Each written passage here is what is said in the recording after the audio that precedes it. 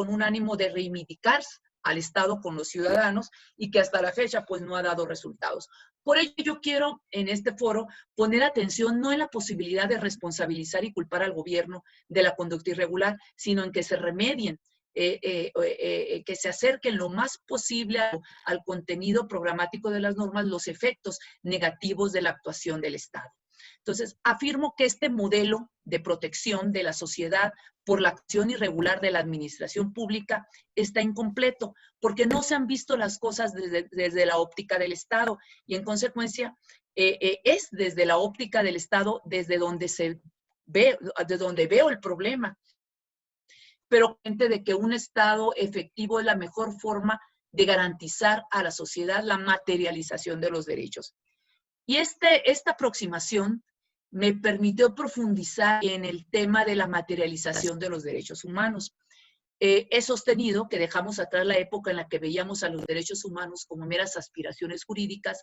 Ya no necesitamos luchar por ningún derecho, todos los derechos los tenemos reconocidos.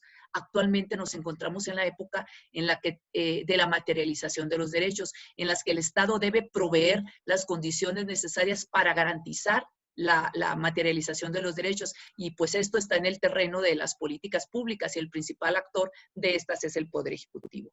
Les decía que en esto, esta problemática, esta situación me permitió profundizar en la materialización de los derechos, pero desde la perspectiva del Estado.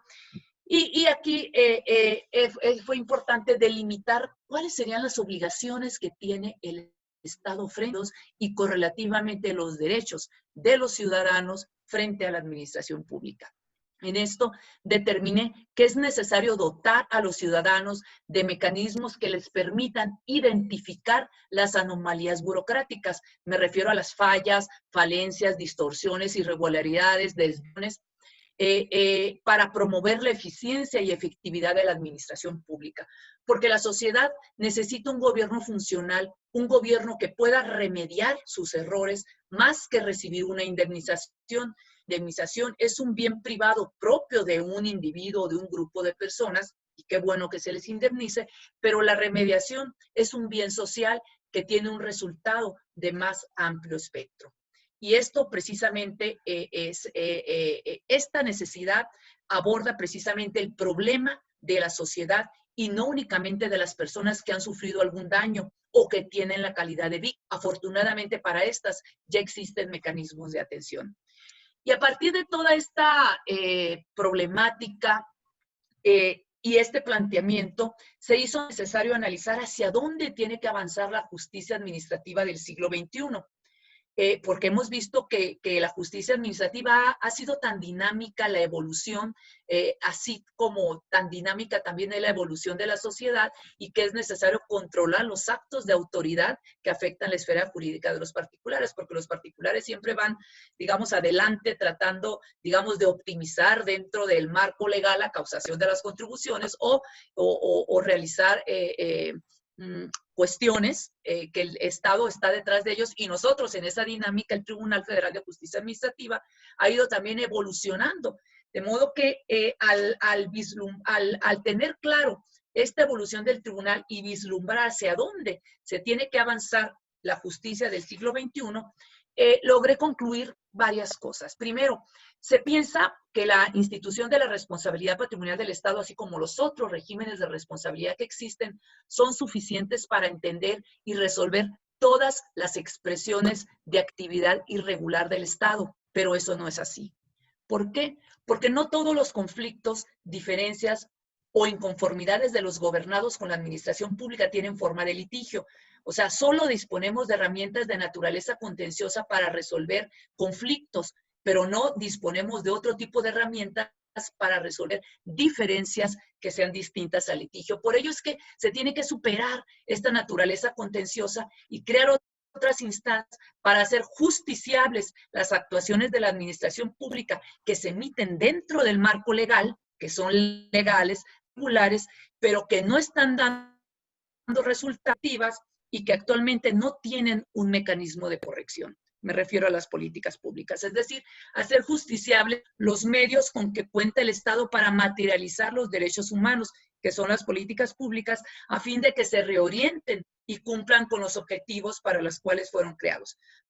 A mí me preocupa precisamente estas actividades del gobierno que, siendo lícitas o regulares, afectan a la sociedad lenta, constantemente, son invisibles para los expertos, para los periodistas, para los auditores, y solo las vemos desde el análisis histórico a largo plazo, pero en estos casos no hay resolución, no hay remedio. Podría dar muchísimos ejemplos de eso, pero bien, estas actuaciones que no son cuestionadas por encontrarse apegadas a derecho, pero que no dan resultados al no cumplir con los fines de los programas o políticas públicas, implica que también son irregulares, de modo que este conjunto de actuaciones del Estado actualmente no tiene un mecanismo de atención. El modelo de responsabilidad está incompleto. Por ello debemos abandonar la idea de clasificar las funciones del Estado en regulares e irregulares, entendido como forma ilícita. No podemos seguir estudiando al Estado, que el Estado, que es, cuya actuación lo hacen los servidores públicos, no podemos seguirlo estudiando bajo estas formas de regular e irregular, como forma ilícita. Por ello es que la idea principal de esto es la creación de una instancia. Le he llamado instancia postelectoral, porque actualmente los ciudadanos disponemos de las instancias electorales cada 3 años cuando vamos a votar, pero después de eso no tenemos ningún otro mecanismo. Entonces, una instancia postelectoral para que los ciudadanos participen en esos asuntos públicos cuando adviertan que la administración pública realiza acciones que afectan la materialización de los derechos. Entonces, es importante que los ciudadanos dispongan de ese espacio para pedir la corrección de las acciones del gobierno sin que exista un conflicto que resolver o una sanción económica que imponer. Por ello, es importante que superemos los mitos de la libertad, de la culpa, de la responsabilidad y de la solvencia de las instituciones, porque como lo he dicho, pues se crean con ciertas expectativas y no funcionan, se agotan y tienen que ser sustituidas por otras. Entonces, en este vehículo se puede colocar al ciudadano a la par del gobierno para que ese derecho a la libertad de expresión, a la libertad crítica que vemos actualmente no se queden en tinta y papel y se permita reorientar los esfuerzos del gobierno cuando estos no están dando resultados. Por ello es que yo considero que tenemos que dar ya el siguiente paso en la construcción de una administración pública efectiva y que permita corregir esas anomalías burocráticas y ofrecer una posibilidad complementaria a la sanción de los servidores públicos y a la indemnización a los afectados de las acciones de gobierno. Por último, solo voy a mencionar que en este vehículo para esta instancia para hacer justiciable las políticas públicas, yo lo concibo en una teoría de remediación en la cual doy los fundamentos, pero lo concibo como un nuevo contrapeso. Sabemos que nuestro sistema federal se caracteriza por tener un sistema de colaboración de poderes, de frenos y contrapesos, y cuando los contrapesos no funcionan o están agotados, es necesario rediseñar o crear nuevos contrapesos. No estoy diciendo que no estén funcionando en nuestro sistema jurídico. Lo que sí es que vivimos un momento histórico en el cual las personas, cualquier ciudadano puede opinar, puede decir cualquier cosa, pero no tienen ni mayor impacto los estudios de los expertos que dan cuenta o que tienen información sustentada respecto a cómo se están ejecutando las políticas públicas. Y bueno, por ello aclaro, no es que esté diciendo que no funcionen, sin embargo, no existe en nuestro sistema jurídico un contrapeso que permita la corrección de las políticas públicas. Y bien, terminó la culpa de esta nueva teoría de responsabilidad para que se remedie la actividad irregular del Estado, esa actividad irregular, esas actuaciones a las que me referí, que ese conjunto de actuaciones que no tienen un mecanismo de atención, que han sido invisibles y no tienen un mecanismo de control para lograr un beneficio público. Y parto de la visión del Estado, pero no del Estado culpable, sino de un Estado en acción, en coordinación de ciudadanos corresponsables. Estoy hablando de un modelo no de responsabilidad, sino de corresponsabilidad, en el cual se puede exigir al gobierno que corrija esa actividad irregular. Me refiero a de las políticas públicas. De modo que cualquier interesado cualquier interesado o afectado por los propios programas o políticas públicas debería de contar con un espacio para poder señalar que las acciones de la administración pública, en su caso del legislativo o de la judicatura, directamente o afectan a la sociedad o han perdido el rumbo o ofrecen resultados opuestos a los objetivos para los cuales fueron creados. Hasta aquí mi primera intervención. Muchísimas gracias, mi querida doctora y magistrada. Pues muy interesante esta primera intervención, una primera aproximación a la temática que estamos en análisis. Lo menciono para los que están, para nuestros amigos y colegas que están entrando en estos momentos. La verdad tenemos un foro enorme, vamos ya casi para los 250 personas que nos están viendo. Y estamos hablando sobre la temática tan interesante y ahorita realmente que en estos tiempos de pandemia, verdaderamente para mucha gente creo que es un foro muy necesario, denominado Hacia una justicia de tutela efectiva en las políticas públicas. Bueno, pues entraremos en este momento con el segundo de nuestros panelistas, el maestro Rodrigo Santa Rita. Leeré brevemente también su currículum. Les pedimos a todos que hicieran un resumen, pero la verdad todos tienen currículums enormes. Entonces, les pedimos un resumen de los mismos. Es licenciado y maestro en Derecho por la Facultad de Derecho de la Universidad Nacional Autónoma de México. Felicidades, porque además yo también soy de licenciatura de maestría. Excelente aquí de la querida UNAM. Y realizó también sus estudios de maestría en Economía y Gobierno por la Facultad de Economía y Negocios de la Universidad Anáhuac y estudios de doctorado en Derecho en la División de Estudios de Posgrado de nuestra querida Facultad de Derecho de la UNAM.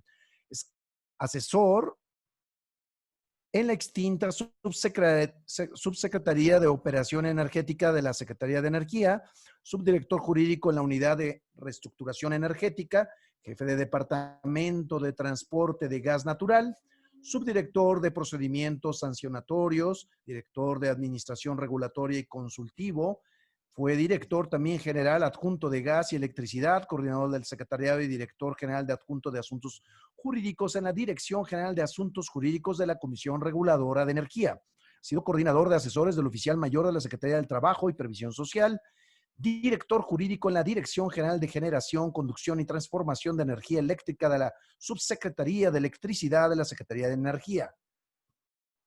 Y finalmente, profesor de asignatura de nuestra querida Facultad de Derecho de la Universidad Nacional Autónoma de México, campeón de debate de la Facultad de Derecho de la UNAM en la Ciudad de México y nacional en el 2008. Pues felicidades y en buena hora y bienvenido, mi querido maestro y colega de la querida Facultad de la máxima casa de estudios. Por favor, mi querido maestro, adelante, el micrófono es suyo. Muchas gracias.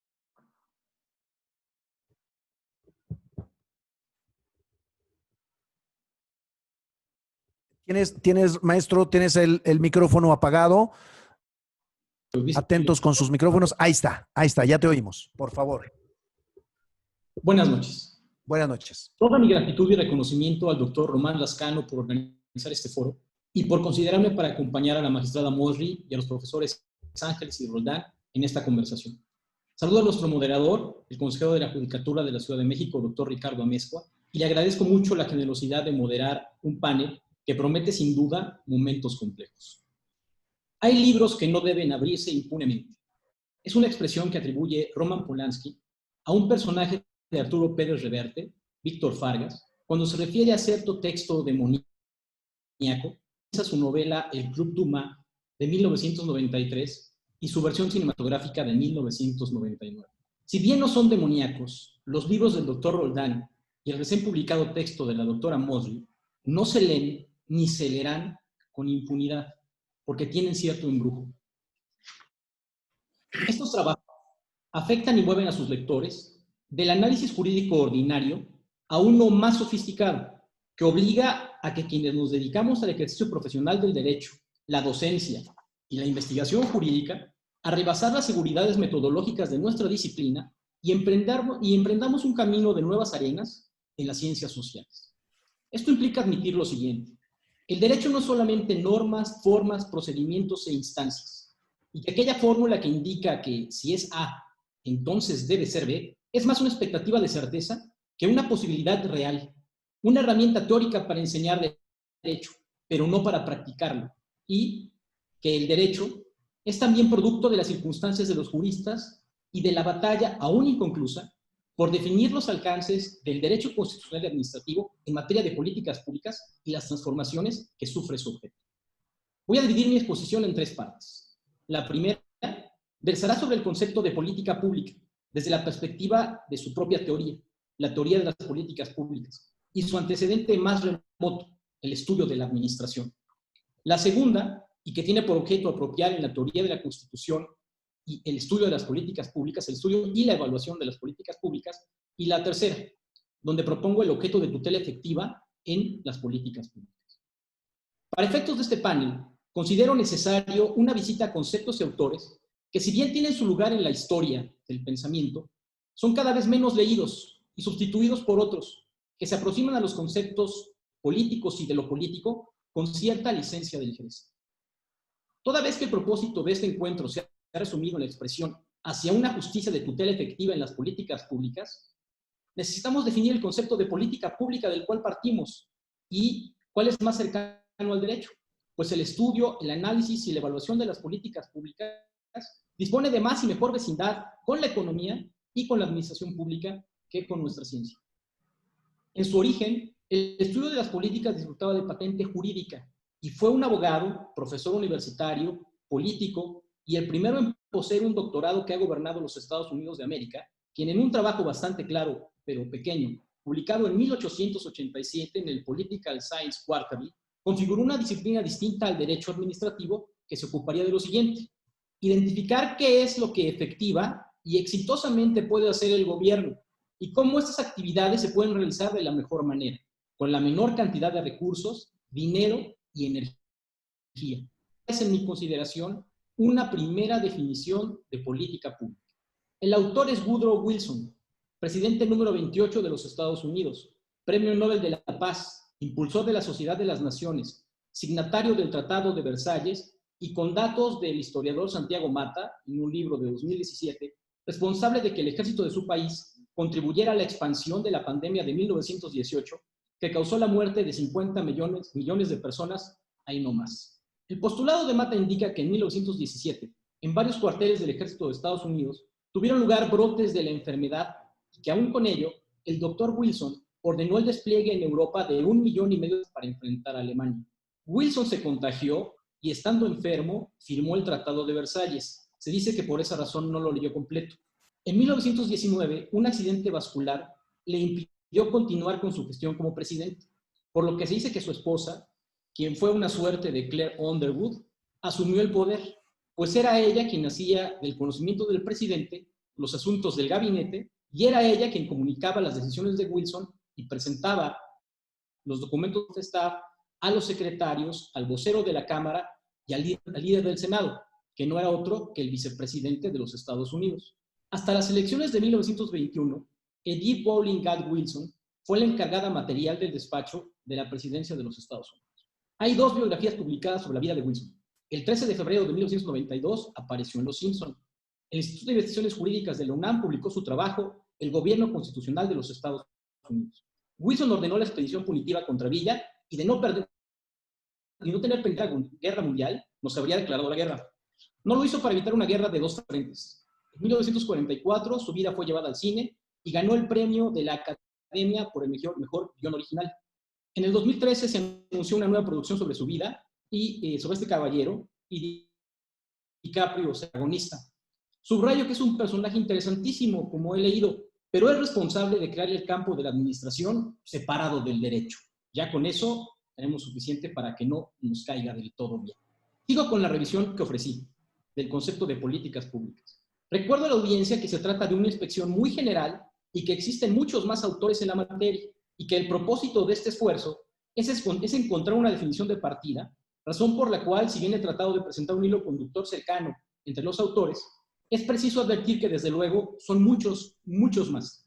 Theodore G. Lowy, en 1964, sentenció que el diseño y desarrollo de las políticas públicas no es un espacio jurídico o administrativo neutral, como concibió Wilson, sino una arena política donde convergen y luchan las fuerzas políticas. En 1972, el mismo Lowy propuso una tipología de las políticas, que presento aquí resumida en la forma siguiente. Existen las políticas regulatorias y reglamentarias. Estas establecen protocolos de comportamiento. Las políticas redistributivas, mediante las cuales se clasifica a las personas y se les asigna o niega acceso a ventajas. Las políticas distributivas, que tienen por objeto garantizar acceso igual o lo más igual posible a los recursos. Y finalmente, las políticas constitutivas, donde se definen las reglas para atender las necesidades operativas del gobierno y de la administración. Me parece que aquí ya podemos advertir algunos elementos de tutela efectiva, pero siguen sin estar claros. Así que sigo. Retomo la definición de James Anderson, quien señaló que una política es un recurso de acción seguido por un actor o varios para tratar un problema o un hecho preocupante. Esto en 1975. Voy a señalar algo importante. Es decir, que no todos los asuntos públicos concluyen con una política de atención y que en la teoría de las políticas públicas hay problemas y hechos que no necesariamente son preocupantes. Es decir, que no consiguen llegar a la agenda del gobierno y prevalecen invisibles hasta que un movimiento político o un desastre, por ejemplo, los visibiliza. Ahora, en junio de 1973, Horst W. Riddle, junto con Melvin G. Weber, ambos planificadores urbanos, no abogados, no politólogos, economistas, escribieron Dilemas in a General Theory of Planning, donde construyen una categoría de problemas a los que designan wicked problems o problemas perversos. Estas son sus características. No existe una formulación definitiva de un problema perverso. Los problemas perversos no tienen una solución definitiva, es decir, que es imposible la garantía de no reparación. Las soluciones a los wicked problems no son verdaderas o falsas, sino que son buenas o malas, sin tonos de gris, negras o blancas. No existe ninguna prueba inmediata y definitiva de la solución a un problema perverso, es decir, que es imposible la reparación integral del daño. Cada intento de solución de un problema perverso es una operación de única vez. El resultado no puede deshacerse fácilmente y no hay oportunidad de aprender por ensayo y error. Los problemas perversos no tienen un conjunto enumerable o descriptible de forma exhaustiva de soluciones posibles, ni hay un conjunto bien descrito de operaciones permitidas que puedan ser incorporadas al plan. Cada problema perverso es esencialmente único. Cada problema perverso puede ser considerado como un síntoma de otro problema. La capacidad de un problema perverso es la de operar en red o ser parte de una red de problemas. La existencia de una discrepancia que refleja un problema perverso puede explicarse de muchas maneras. La explicación determina la naturaleza de la resolución del problema y en ese sentido todos los diagnósticos y todas las definiciones del problema son acertados y al tiempo inexactos. El operador no disfruta de tolerancia pública a los experimentos que fracasan. Los planificadores son responsables, o al menos deberían serlo, de las consecuencias de las acciones que generan. Es decir, que dentro de los problemas que merecen una solución de política, habrá alguno para que la solución puede ser imposible, por no decir propiamente perversa o maldita, incluso si se trata de la tutela de derechos fundamentales.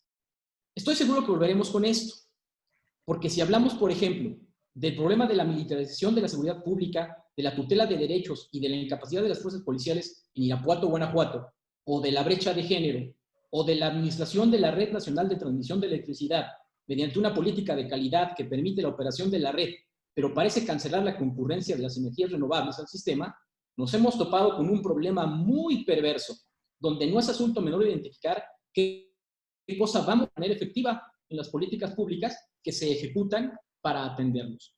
Por ahora, sigo con William E. Jenkins, quien propuso que si se trata de políticas, se trata de un conjunto de decisiones interrelacionadas concernientes a la selección de metas y medios para alcanzarlos dentro de una situación específica. 1978. Hago notar que mientras politólogos, abogados, economistas, financieros y otros expertos de las ciencias sociales en el 78 acabamos de descubrir la interrelación de los problemas, los planificadores urbanos lo habían descubierto 5 años antes y se preocupaban por ello. Retomo a Aaron Vidlatsky, quien escribió que política es tanto un proceso como un producto que se usa para referirnos al proceso de toma de decisión y al producto de ese proceso. 1980.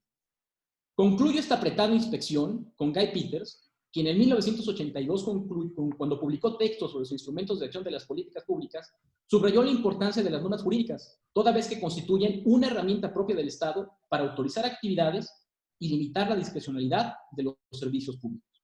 En ese orden de ideas, por política pública se entienden muchas cosas.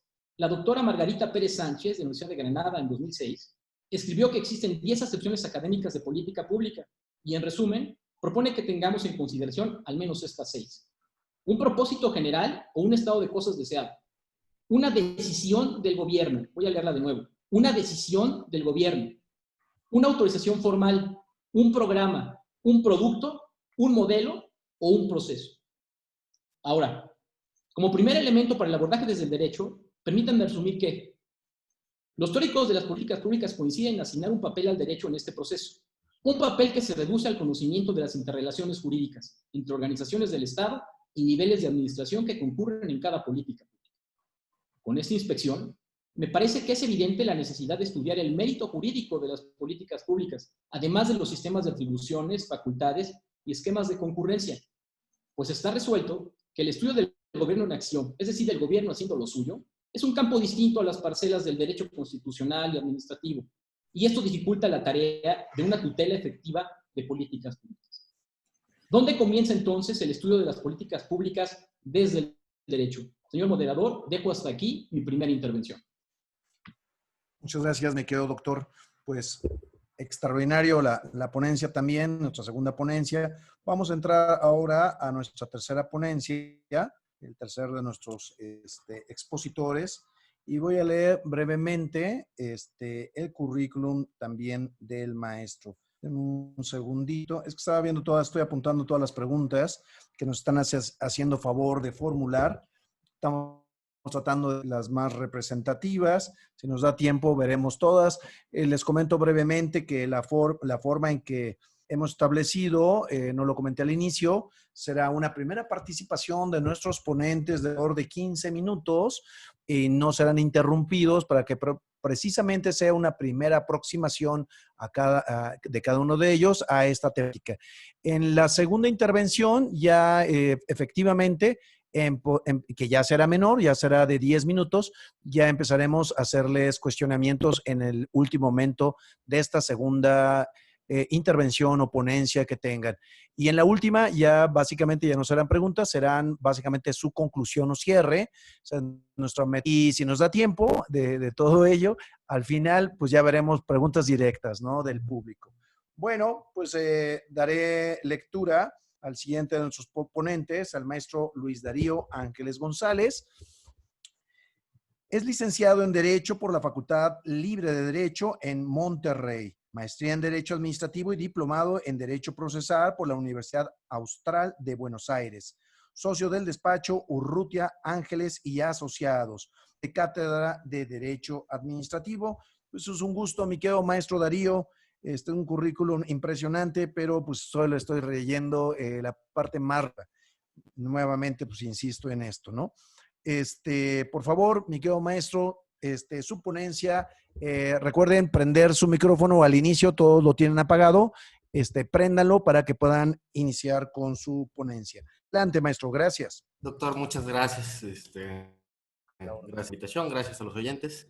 Que me disculpe el doctor Roldán porque creo que ahí me le adelanté en el puesto, pero no se preocupe, adelante. Dejamos al maestro de maestros para que haga el cierre de menciones. Bueno, no, muy bien. Voy a tratar de ser breve en esta primera intervención, como recontextualizando el problema. Me parece que en las participaciones anteriores queda muy bien a un problema de políticas públicas, tanto como concepto. Tenemos un problema de entender o de determinar qué abarcaría el concepto de una política pública. Y luego los problemas implican las implementaciones de estas por parte de los gobierno o específicamente la administración pública. Y el desarrollo de la doctora Zulema es espectacular en el sentido de un caso concreto donde se aplica o se creó una política pública de responsabilidad con ciertos efectos y que no genera los efectos deseados a cerca de 15 años o 16 años de su introducción en el sistema constitucional. Pero si asumimos que las políticas públicas pueden entenderse grosso modo como la toma de decisiones para solventar un problema público con una base estructurada, es decir, una decisión de medios afines, como decir, bueno, es un problema la corrupción, es un problema la pobreza, es un problema la educación, y para resolver ese problema que se considera público hay que tomar una serie de decisiones de cómo abordar el problema. Entonces, la política pública yo la entendería como esa decisión de elegir los medios para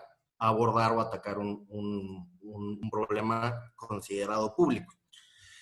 No significa que todos los problemas tengan políticas públicas, pero creo que es parte inherente al concepto de la política pública decidir que algo va a ser un problema tratado en esa forma. Y entonces, esto nos deja en una postura muy del área de gobierno. Al final del día, yo creo que las decisiones de qué corresponde a una política pública tiene que ver mucho con una decisión política. Forma parte de una agenda de gobierno, forma parte de una agenda de elección, forma parte de una demanda ciudadana. Entonces, las políticas públicas no son iguales en todos los momentos y espacios. Cambian de acuerdo al territorio, al tiempo, etc. Depende de muchos elementos, obviamente. Y para contextualizar el problema en conceptos de tutela judicial efectiva en relación a problemas públicos, es que tenemos esencialmente dos visiones del tema. Hay una visión que dice que la política pública es una decisión del gobierno y en esto el gobierno tiene una libre apreciación de cómo adoptar la política pública, decidir cuál es el medio más adecuado, qué herramientas, con qué intensidad, cuáles van a ser las finalidades, las métricas para valorar y evaluar la política pública.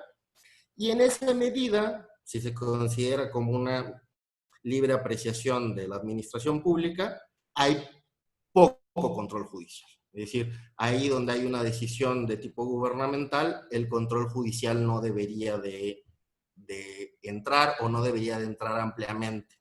Es una visión.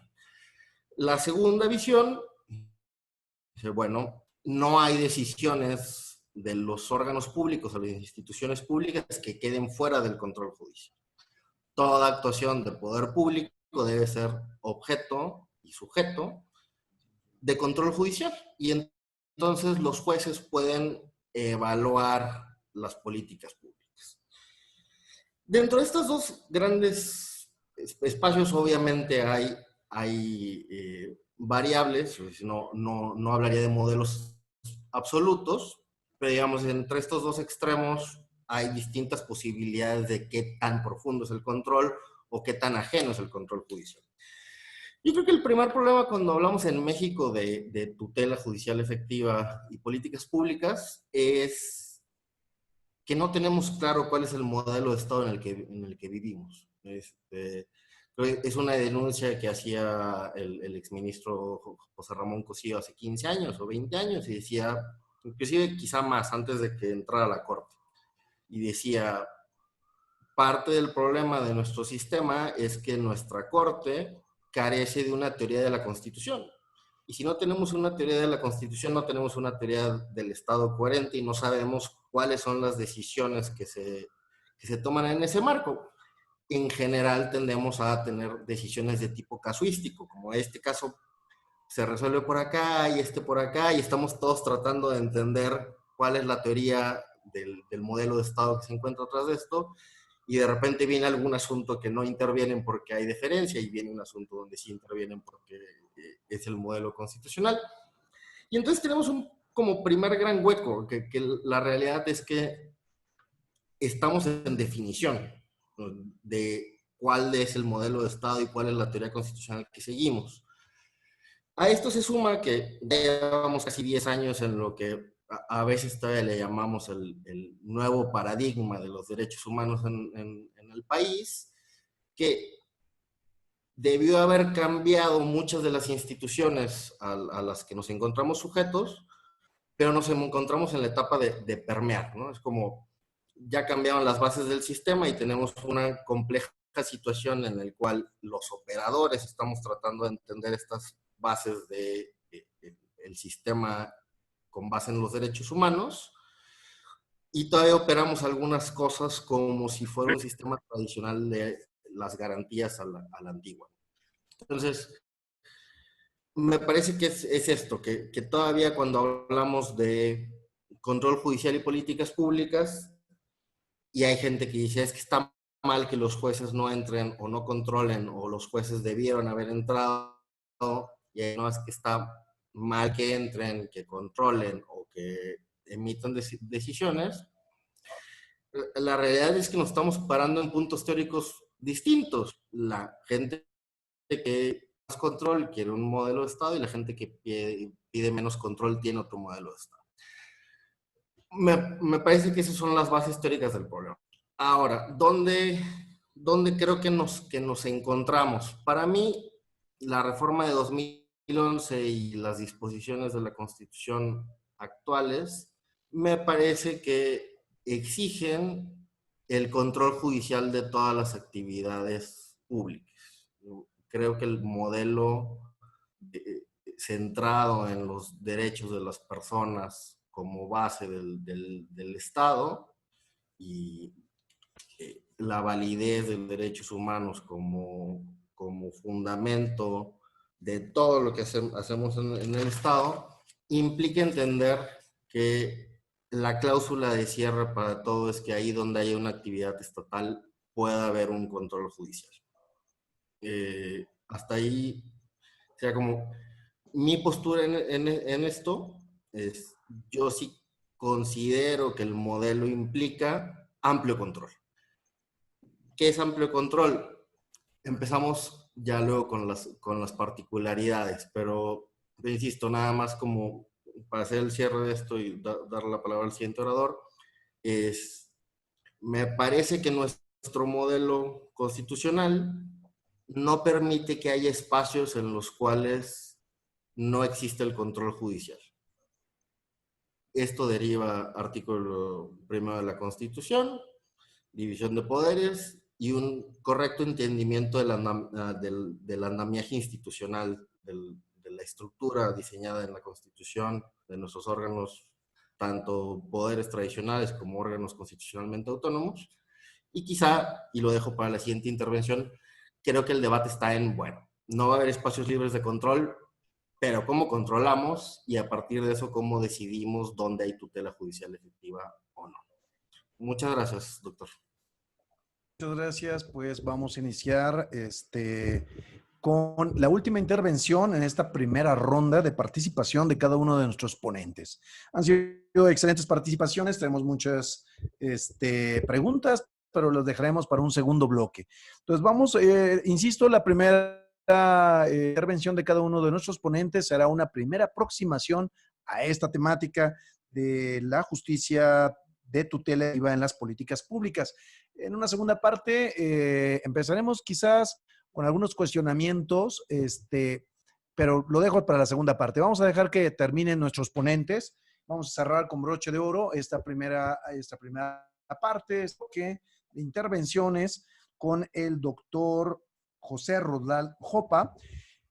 Él es licenciado en Derecho por la Benemérita Universidad Autónoma de Puebla. Obtuvo el grado de doctor en Derecho también por la Universidad Nacional Autónoma de Puebla. Es actualmente profesor del CIDE. Doctor Roldán, un buen amigo mío, también ahí de la Facultad de Derecho. Por favor, doctor, estamos de manteles largos con todos nuestros ponentes. Entonces, si gusta hacer su exposición y una especie de cierre de esta primera etapa de lo que debemos de entender por la temática del día de hoy. Muchas gracias, doctor. Bienvenido y estamos en vivo y lo escuchamos atentamente y aprendemos. Muchas gracias. Por favor, doctor. Gracias, doctor Amezcua, por la presentación. Y pues es un gusto estar con la magistrada Mosri, con Rodrigo, con Darío Ángeles, a invitación de Román Lascano. Y cuando me invitó a participar en el foro de constitucionalistas, dije, qué afortunado soy porque es para los modestos ejercedores de la profesión de administrativistas, cuando los constitucionalistas nos invitan, es como que nos invitan al penthouse, ¿no? Es a la escala superior de los gremios jurídicos. Así es que yo no soy de estos lares. Recogiendo la denominación que utilizó don Román, más bien soy administrativista. Entonces, pues es un gusto. Y no quisiera desaprovechar la oportunidad de participar al final, porque lo que han planteado mis compañeros en esta mesa creo que me permite intentar hacer algún ejercicio de diálogo. Y tiene que ver con lo siguiente, es decir, cada reforma constitucional tiene una promesa. La de derechos humanos, la de responsabilidad patrimonial del Estado, las que ahora se dan, y es que si se aprueba esa reforma constitucional vamos a vivir mejor, ¿no? Y por supuesto es una reforma, es una promesa que inicia desde el constitucionalismo y desde la democracia, en el sentido de que lo que en última instancia se busca es que los seres humanos tengamos un mejor modo de vida, tengamos derechos mucho más efectivos, la salud, la educación, el medio ambiente, etcétera. Viene todo el catálogo.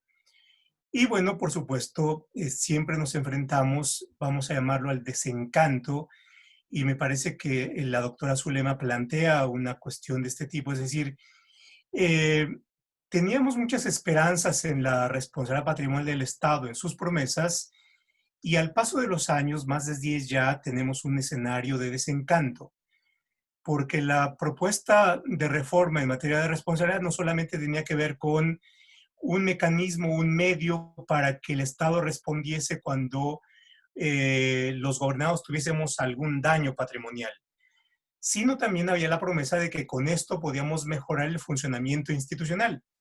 Y bueno, al paso de los años tenemos una buena cantidad de problemas y hay una promesa incumplida. Por otra parte, lo que plantea Rodrigo es un problema de cómo en el derecho tenemos un déficit en nuestra reflexión, y es que así como tenemos poca información en economía o una mediana información en política, usualmente en nuestra formación no tenemos una aproximación a lo que es la política pública, dada los planes de estudio y demás, y yo creo que sería útil, y bueno, lo central de esta mesa es que nos pone frente a esto que pareciera algo extraño y exótico a la formación de los abogados. Y bueno, Darío plantea una buena cantidad de problemas y recogería algo que tiene que ver con la última parte de su intervención, y es, finalmente, la aspiración o en general el constitucionalismo tiene una cláusula de cierre, y es, la Constitución tiene que ser garantizada, y como una de las formas de garantizarlo es que pudiera ser en materia de control, o bien que hubiese controles constitucionales que permiten hacer justiciable los contenidos constitucionales. Y ahí está donde, cómo, en qué medida, cuál es el alcance o la efectividad de estos controles constitucionales, y por supuesto ahí tenemos una gran pregunta. Pero bueno, si nosotros vemos algunos datos, es los países en los cuales los seres humanos viven de mejor manera son aquellos países que tienen mejores gobiernos. Y si es así, entonces tendríamos que ver qué relación tiene la política pública con el mejor gobierno, y luego, por supuesto, de qué manera el ordenamiento jurídico en general, las distintas disciplinas en particular, y lo que hacen los tribunales u otros medios de control pueden tener relación con esto que llamamos el mejor gobierno, el mejor funcionamiento institucional, y por supuesto también de qué manera puede tener un mejor resultado, y el resultado cómo puede apreciarse de manera tangible. Y esto, por supuesto, lo vemos en estos indicadores generales que mencionaba la doctora Zulema, que se dan a través de las distintas encuestas, o bien con esto que maneja Naciones Unidas, que es el índice de bienestar, ¿no? O de calidad de vida. Y yo diría, a ver, una primera cuestión es, y aquí Rodrigo plantea a través de las definiciones, es la política pública tiene que ver con que precisemos un problema, algo no está bien, y por tanto la intervención gubernamental puede lograr o tiene la aspiración de que a final de cuentas puede lograrse algo mejor. No sé, para plantear un tema. En este momento el gobierno está tomando una serie de medidas, por ejemplo, el extinguir los fideicomisos de una serie de renglones, está por ahí el de desastres naturales. Y bueno, la pregunta está, ¿esta intervención va a dejarnos un estado mejor, mejores condiciones, o nos va a dejar peor? Y bueno, entonces ahí viene, ¿qué diferencia hace que nos deje mejor o peor?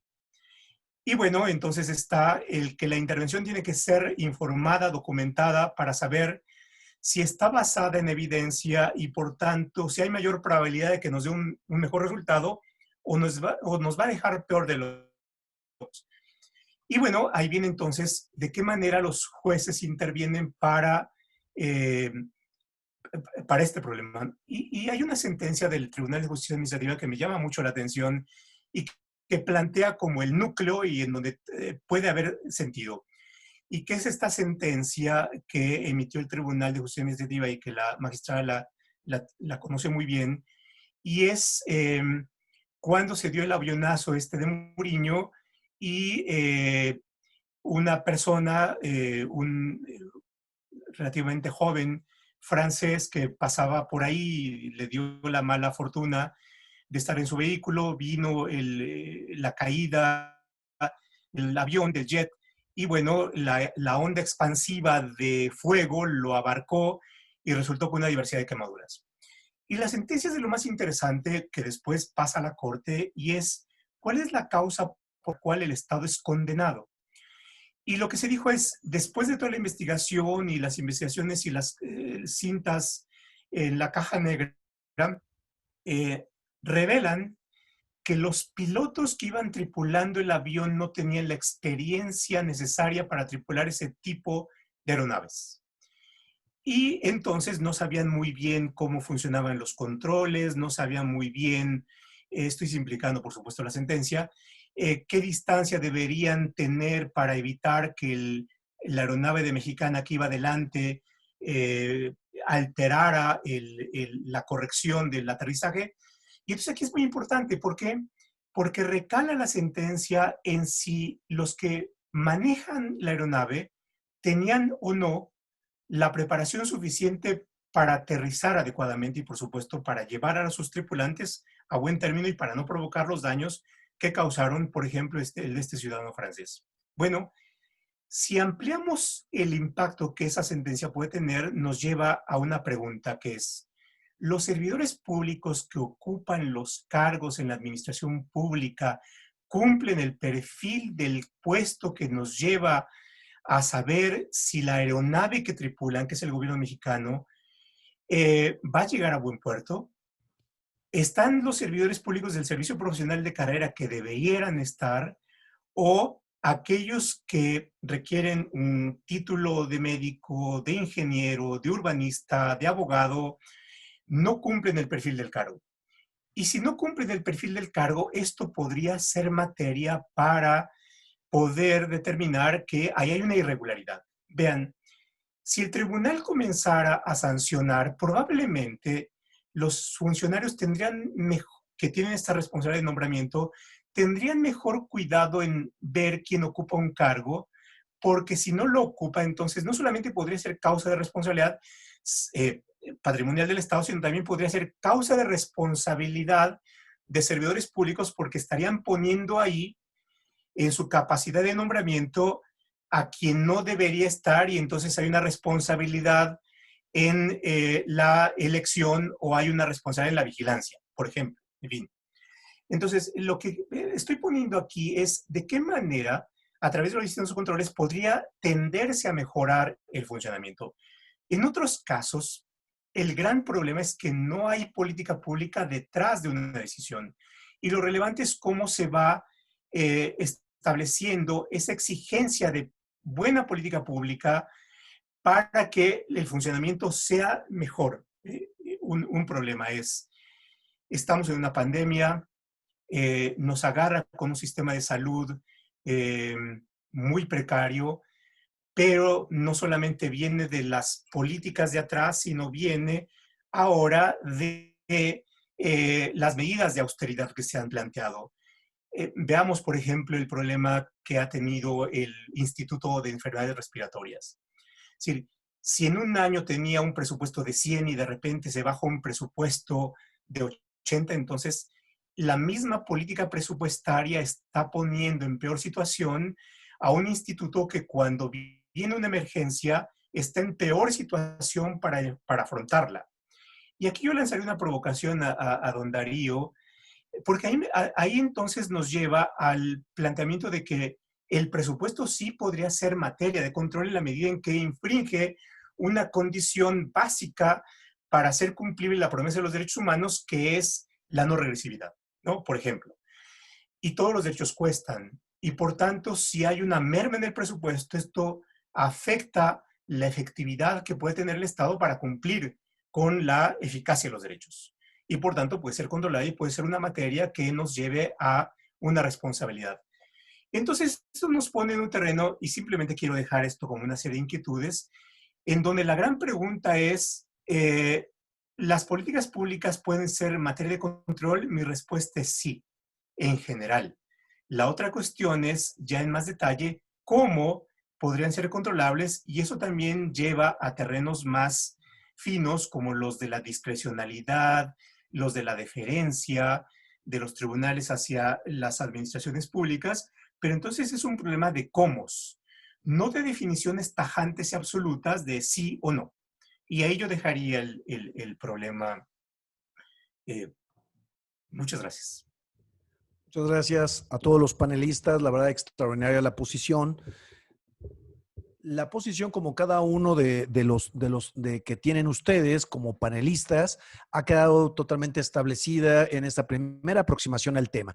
Ahora, pasaríamos a un segundo bloque y precisamente era parte del plan un poquito maquiavélico, como diría el doctor José. La verdad no es ponerlos en una encrucijada, pero sí lo veríamos quizás un poco más interesante, si lo tienen a bien, verlo en un pequeño giro.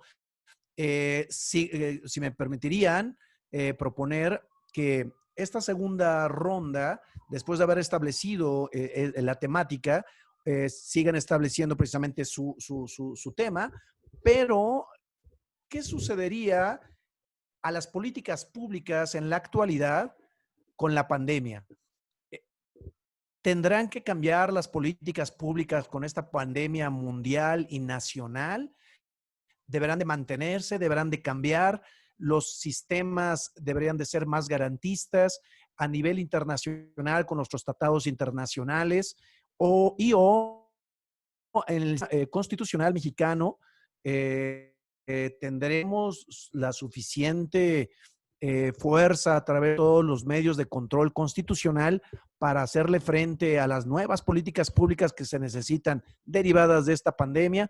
Creo que podemos seguir avanzando en la misma problemática, pero yo nada más le agregaría este tema que la verdad, pues hoy por hoy nos tiene encerrados hace muchos días y bueno, pues a los que nos gusta leer, pues ha sido extraordinario porque nos ha dado el tiempo, pero en realidad sí es un tema muy donde los poderes judiciales estamos resintiendo esta cuestión. Entonces, ¿hacia dónde debemos ir los poderes judiciales, locales, federales?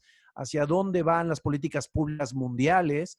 Y la responsabilidad de todos los que dirigen a las naciones, a los estados de la República, a los gobernadores o a los alcaldes mismos, ¿no? Quisiera, si pueden abarcar ese tema para hacerlo un poquito más práctico. Creo que una segunda posición, en una segunda ronda, estaría interesante. Si me hacen favor, pues vamos a iniciar nuevamente en el mismo orden, si lo tienen a bien y quieren tomar esta cuestión que no es que se me haya ocurrido, la verdad es que le están preguntando muchísimo en los diferentes foros que tenemos de los grupos de WhatsApp, tanto también aquí en Facebook Live, y están mandando mensajes. Entonces, que lo hagamos un poquito más aterrizado en la práctica derivado de la pandemia, cómo debería de cambiar esta tutela efectiva en las políticas públicas de parte del Estado y en caso de que no, existirá responsabilidad administrativa, civil, penal, jurídica, etcétera, y derivado de ahora del nuevo Sistema Nacional Anticorrupción. ¿Está sirviendo? Lo dejo en la mesa. Si nos gustan hacer favor, pues iniciaríamos nuevamente con la magistrada Zulema. Doctora, tiene el micrófono, por favor. Recuerden prender sus micrófonos. Gracias. Ya lo tengo. Gracias. Bueno, respecto a la primera pregunta, yo considero que sí deberían por lo menos replantearse algunas políticas públicas después de la pandemia, porque es otra realidad.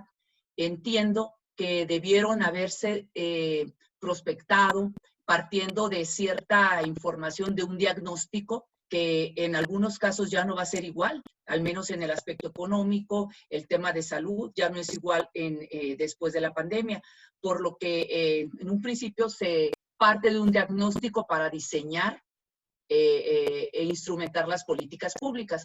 Entonces, en algunos casos supongo que sí sería deseable, por supuesto, que se redefinieran, se plantearan los objetivos, se tomara en cuenta la problemática de nuestro país y de ciertos grupos después de la pandemia. Entonces, precisamente para esto es el diseño, instrumentación y evaluación de las políticas públicas.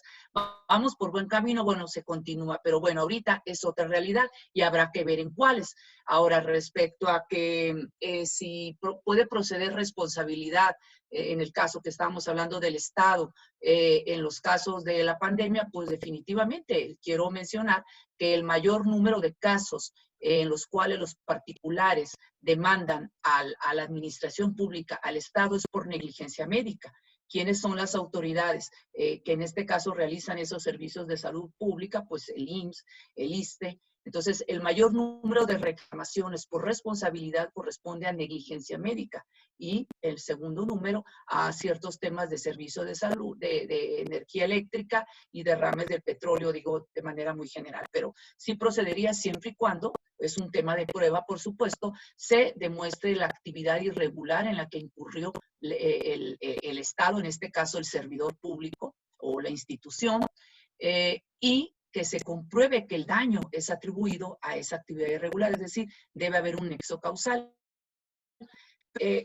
Siguiendo con el tema de por qué es necesario plantear la posibilidad de que se hagan justiciables las políticas públicas, yo considero que México sí necesita responder a la madurez política de la sociedad a partir de nuevos mecanismos de participación política que complementen las funciones de los poderes públicos y de las instituciones. Entonces, las soluciones, los grandes cambios se dan a través del derecho y por el derecho, de modo que necesitamos un vehículo formal juridificado que permita que se aprovechen bien estas propuestas que surgen del ya muy andado camino de los conversatorios, columnas políticas, diagnósticos de expertos, canales de YouTube, académicos, asociaciones de las civiles que están aportando información sobre datos reales que se obtienen cuando se ejerce el derecho de acceso a la información pública. Entonces, necesitamos esos vehículos, a lo que refería, de participación postelectoral para garantizar la continuidad de la democracia en nuestro país. Entonces, las generaciones del presente ya han madurado, es muy diferente a las generaciones que nos precedieron. Actualmente disponen de conocimientos, de instrumentos de crítica y de acción colectiva, y nunca antes en la historia habíamos disfrutado de tantos espacios precisamente o tantas fuentes de información para llegarnos de esta y comprometernos con causas o en su caso rechazar algunas. Por ello es que un gobierno efectivo, un gobierno estratégico y efectivo es aquel que se anticipa a las necesidades de una sociedad y no que responde ante crisis o necesidades no satisfechas. Un gobierno efectivo en una democracia postelectoral requiere que los ciudadanos dispongan de esa instancia que actualmente no tenemos en nuestro orden jurídico. ¿Por qué? Porque en la medida que no anticiparnos en señalarle a la administración pública cuando los objetivos de sus programas no están dando resultados o cuando consideramos que hay un desvío en los objetivos de las políticas públicas, y podría dar ejemplos de estas, realmente un gran grupo o en algunos aspectos toda la sociedad resulta afectada, de modo que los derechos seguirán siendo expectativas si no se traducen en beneficios que los titulares puedan identificar y no solamente conocer por el informe de gobierno o por el informe de gasto programático. Entonces necesitamos que más allá de estos foros o más allá de los parlamentos abiertos que se hacen para, digamos, legitimar las normas jurídicas, o en su caso, las consultas públicas que se hagan a los particulares, necesitamos un vehículo formal juridificado que permita analizar las políticas públicas, que son aspectos técnicos muy específicos que requieren de un verdadero y adecuado diagnóstico para saber de dónde partir, qué tenemos que hacer y a dónde tenemos que llegar para resolver los problemas del gobierno, de la sociedad. Entonces, hace un momento se decía que prácticamente todo es justiciable. La tutela de los derechos humanos, por supuesto que ha avanzado, tanto al grado que actualmente podemos hacer justiciable cualquier acto que afecte contra los derechos reconocidos en la Constitución y en los tratados internacionales. Pero necesitamos cruzar esas instancias, esos caminos. Pero ¿cómo? Pregunto yo, ¿cómo podría un ciudadano pedirle al gobierno que resuelva o en su caso reconduzca una acción cuando el resultado de esa acción es distinto al que los ciudadanos esperan?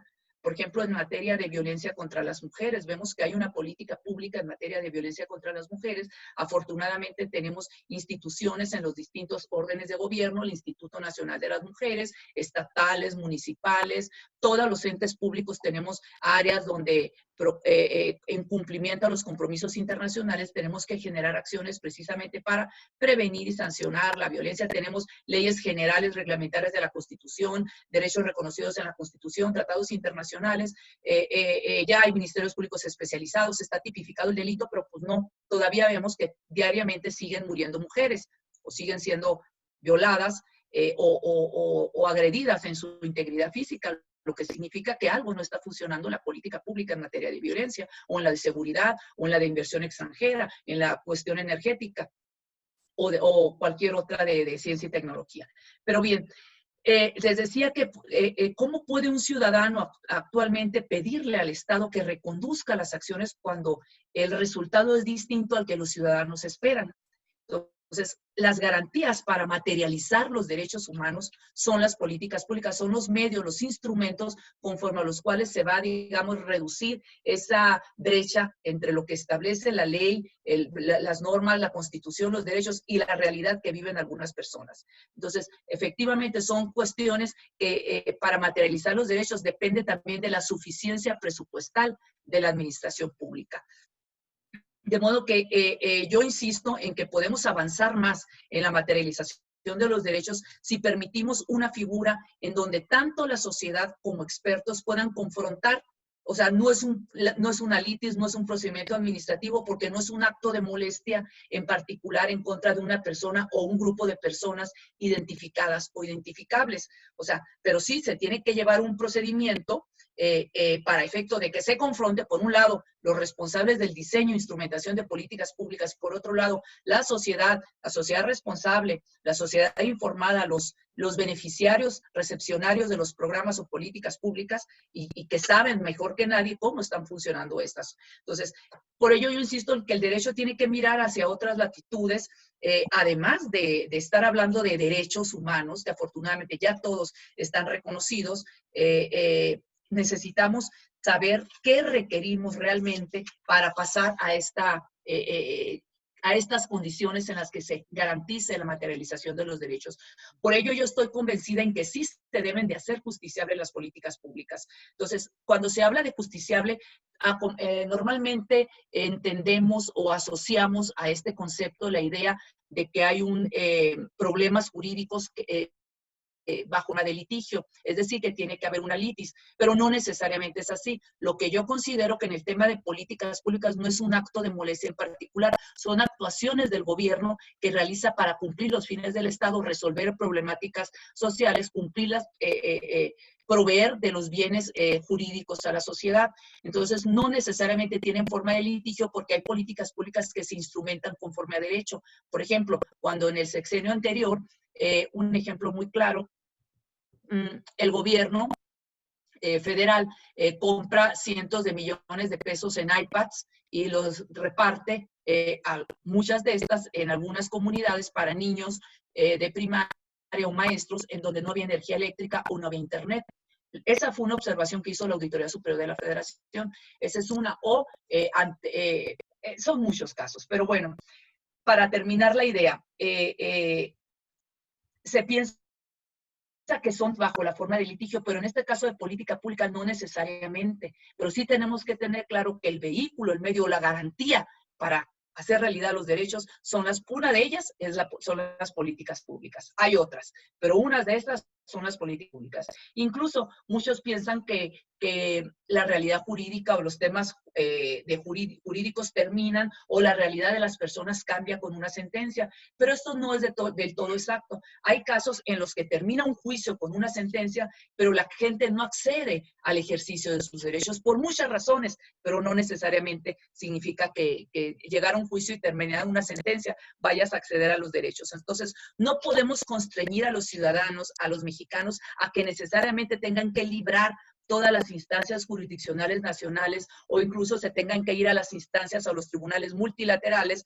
para hacer efectivo un derecho. Por ello es que la remediación de las políticas públicas, reencauzar las políticas públicas cuando estas no están funcionando, implica que el Estado se anticipe a las necesidades y exigencias de una sociedad. La sociedad está en constante evolución y no que responda obligado o derivado del resultado de sentencia o puede responder cuando hay crisis o necesidades no satisfechas de la gente. Entonces, el acto de remediar las políticas públicas no tiene que ser como actualmente lo vemos en el juicio. Sí es una instancia, al menos así lo concibo yo, por la naturaleza de las políticas públicas, por la naturaleza de las funciones del Estado. Entonces, si bien me refiero, no tiene, como veo yo la remediación, que es una propuesta, como puede haber muchas más, por supuesto, no tiene una forma de litigio como tal, una litis, sí requiere que haya una solución pública que tome en cuenta la opinión que no queden en tinta y papel todas esas opiniones de los expertos, que se armonice lo que la gente espera de las políticas públicas. Entonces, necesitamos abordar el problema de una forma diferente y yo diría, bueno, ¿qué necesitamos ahora para materializar los derechos? Yo creo que sí necesitamos una nueva garantía, una nueva forma de discutir que no sea exclusivo de lo que vemos en un litigio normal, porque no se trata de un litigio, es otra cosa las políticas públicas. Incluso en los órganos jurisdiccionales, cuando ingresé en 2009, teníamos cuidado de no romper esa línea de la deferencia judicial, al que hizo hace un momento referencia el doctor Roldán, porque se trataba de temas de terrenos de políticas públicas. Entonces nos limitábamos en ese principio de división de poderes a determine y diga, y no podíamos meternos más allá cuidando conscientemente el tema de la deferencia. Pero bueno, necesitamos que se permita a los ciudadanos participar de las decisiones públicas en el mismo momento en el que se están ejecutando. Vemos la política pública en materia de inversión extranjera, actualmente la política pública en materia fiscal, que por supuesto el Estado tiene razón en algunas cosas, pero bueno, ¿cuál es la política pública más viable que tome en cuenta de todas las suma de expertos, de conocedores, de afectados de los problemas? Se tiene que concentrar, hacer un análisis, tomar los puntos de vista y determinar cuál es la más viable y también con qué se va a hacer esas acciones. De modo que yo también preguntaría en qué nos hemos equivocado nosotros, los juristas, los abogados, los operadores jurídicos. Yo creo que le hemos dado esa expectativa al derecho, como lo llamo en el libro, mitificado el derecho, porque pensamos que con creando derechos o creando leyes se van a resolver todas las situaciones jurídicas. Ya vimos que no, en el caso del ejemplo de la violencia contra las mujeres, por más delito específico, el feminicidio, instituciones, programas, tratados internacionales, leyes, instancias, recursos, desgraciadamente algo no está funcionando bien. Afortunadamente están haciendo lo propio, hay una política pública, pero bueno, ¿por qué? Porque hemos mitificado en pensar que el derecho, por el solo hecho de diseñarlo en una norma, va a resolver el problema, o simplemente cuando se creó el Sistema Nacional Anticorrupción en la Constitución, pues bueno, vamos a ver, necesitamos los mecanismos, las políticas precisamente para combatir y erradicar. Entonces no es un tema nomás de derecho, claro que sí, se da a través del derecho, pero además, ¿qué políticas se van a generar, instrumentar y ejecutar en los términos de lo que dice la ley? ¿Cuál es la mejor política? Entonces, pensamos que a través de eso se iban a resolver todos los problemas. Entonces, y bueno, yo sí quiero dejar claro que es mediante las políticas públicas como se van a materializar los derechos humanos. Entonces, en la medida que no se puedan controlar las políticas públicas en sí, cuando estas no están funcionando o dando los resultados esperados, es que vamos a ver diluidos los esfuerzos del gobierno y los recursos con los que dispone la administración pública. Por eso es que yo sostengo que el derecho en este momento tiene que mirar hasta otras líneas, hacia otras latitudes, para precisamente avanzar esto.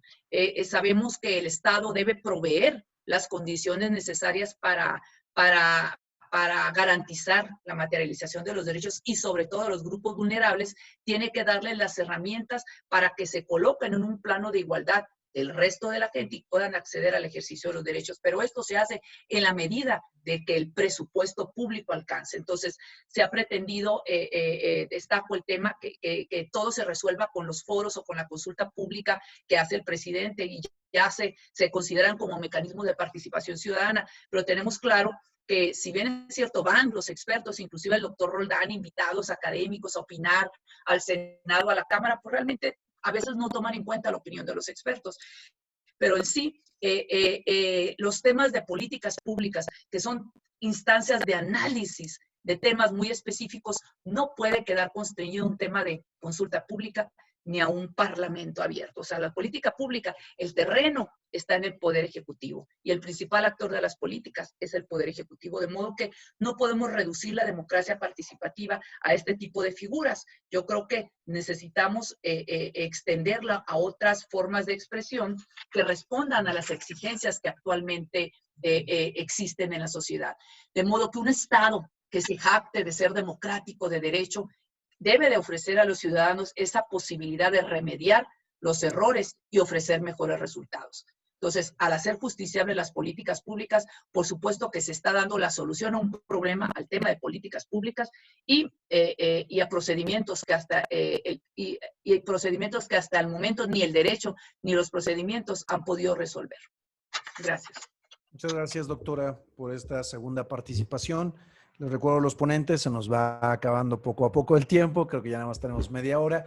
Entonces, reduciríamos un poquito el tiempo de participación, seguiríamos en el mismo orden y agregaría quizás una parte que nos están preguntando a todo esto que estamos ya previamente preguntando para el segundo bloque. Nos preguntan varios de las personas que nos están haciendo del público, están haciendo el gran favor de escuchar. Si las políticas públicas pueden modificarse en algún país por los organismos internacionales. Entonces, si también quieren agregar este nuevo ingrediente que estamos aquí poniéndolo en la mesa para que si lo quieren discutir, se los agradecemos. Máxime por el estado de cosas que nos encontramos de la que ha sido algo terrible en todo el mundo, ¿no? Bueno, seguiremos con nuestro estimado maestro Rodrigo Santarrita y le damos el uso de la palabra. Por favor, maestro. Recuerden prender sus micrófonos, por favor, al ingreso. Micrófono abierto. Ahí está, por favor, maestro. Bueno, yo tenía planeado presentar en tres partes mi intervención, pero las provocaciones del doctor Roldán, que es mi maestro, yo soy su lector, ¿no? La de Darío no tanto, la verdad, pero la de la doctora Mosley cede. Hay dos autores indispensables para los abogados que cada vez se ven menos. Carl Schmitt y Karl Lowenstein. Los dos escribieron su Verfassungslehre, su teoría de la Constitución, donde establecen metodológicamente, con toda claridad, de manera indiscutible, que lo que se tiene que tutelar son las decisiones. Las decisiones políticas fundamentales, aportación de Schmitt, y las decisiones de política instrumental que proveyó Karl Lowenstein, ¿no? Tenía algunas anécdotas en cuanto a Schmitt y en cuanto a Lowenstein, que voy a mandar el documento para que se pueda leer, porque me parece interesante. Uno es enemigo del otro por muchas razones, ¿no? Quiero señalar aquí entonces que lo importante que hay que tutelar son las decisiones. Y las decisiones están en la Constitución o están en leyes constitucionales, están en programas, están en planes. Si las decisiones se han tomado, lo que tenemos que cuidar es que se mantengan orientadas, que se mantengan en esas condiciones, que se mantengan en ese estado de cosas para que se pueda llegar a realizar. Teoricé un poco sobre qué significa política pública, sobre cuál es el alcance de política pública, para poner énfasis en eso, en la decisión. Doctor, señor moderador, nos plantea usted varias preguntas del público que también están ocurriendo en el chat que tenemos los constitucionalistas. Ahí hay otro foro donde se está resolviendo varias de estas dudas, ¿no? Tocó usted el tema de la pandemia. La OMS es un organismo internacional que ha estado constantemente dando recomendaciones, incluso dijo cuándo es pandemia, cuándo no es pandemia. No hubo naciones que mucho antes de que la OMS dijera estamos enfrentando una pandemia, tomaron medidas para tener cuidado de la salud de sus ciudadanos. Esto es lo importante. Si le dejamos a los organismos internacionales que tomen la decisión global, que la tomen por el planeta y que interfieran en las políticas públicas, se van a dejar de considerar problemas tan claros como el siguiente. ¿Cuánto tiempo toma en llegar el virus de Asia a América, a África o al Mediterráneo? No podemos confiar en una decisión global e integral. Se tiene que considerar el problema de manera local. Ahora bien, el juicio de amparo que tenemos hacia el Poder Judicial tutelan derechos. Y las decisiones en la Constitución no necesariamente configuran derechos. Necesitamos acciones alternativas. Necesitamos acciones como la que propone Mosley. Necesitamos acciones donde se pueda tutelar la decisión. ¿Cuáles son las decisiones políticas fundamentales? Hay un catálogo que Carpizo se dio a la tarea de publicar, de escribir al respecto cuando lo planteó Schmitt. Karl Lowenstein, su libro es muy claro cuáles pueden atenderse. Entonces, daría una consideración. El proceso político, el proceso de lo político está perfectamente estudiado, no nos ha sido negado a los abogados. El programa de políticas públicas existe en varias escuelas, en la Facultad de Derecho de la UNAM, estuvo un tiempo y luego lo quitaron. Se le va a dar esa cátedra a profesores de Derecho Económico, no expertos en política pública.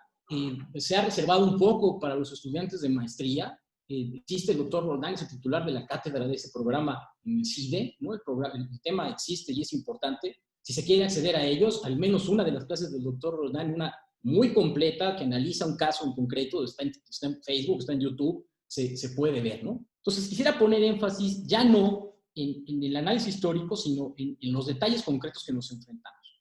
Esta mañana, un profesor publicó un tweet donde se quejaba, ¿no?, sobre el recorte del 75% de los gastos de operación de los centros de investigación, excelencia y crítica informada, y señalaba, ¿no?, para sensibilizar a la población, el recorte no nada más es a los centros de investigación, el recorte es para toda la administración pública, es decir, nos puede afectar a todos. Y lo cerraba. Digo, el profesor es un historiador, es un tipo preparado, diciendo, le tenemos que exigir buenas decisiones al gobierno. Le contestó otro profesor en Twitter. ¿Qué significan buenas decisiones? Lo que es bueno para ti, ¿para quién es malo? Lo que es bueno para el gobierno es malo para sus ciudadanos o al revés. Le insistía, defina. Bueno, yo quiero insistir aquí en que la definición ya existe, está en la Constitución, análisis histórico al respecto, y tenemos entonces que releer la Constitución, releerla para identificar qué fueron decisiones políticas fundamentales, cuáles son políticas instrumentales, y darnos a la tarea de estudiar si esas decisiones instrumentales son adecuadas, si son consecuentes, si están articuladas conforme a la decisión constitucional.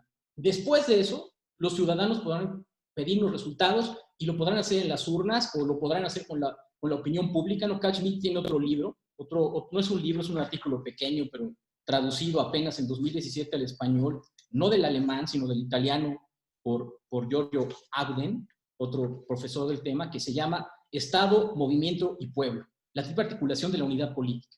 En este trabajo, Schmitt se adelanta a la existencia de las redes sociales y dice con toda claridad, el protector de la Constitución, sea cual sea, el protector de la Constitución está en contacto con el pueblo mediante mecanismos. Bueno, pues aquí tenemos tenemos las redes sociales que le dicen constantemente al gobierno qué le está gustando, qué no le está gustando, y a veces le dicen por qué, como señala la doctora Mosley.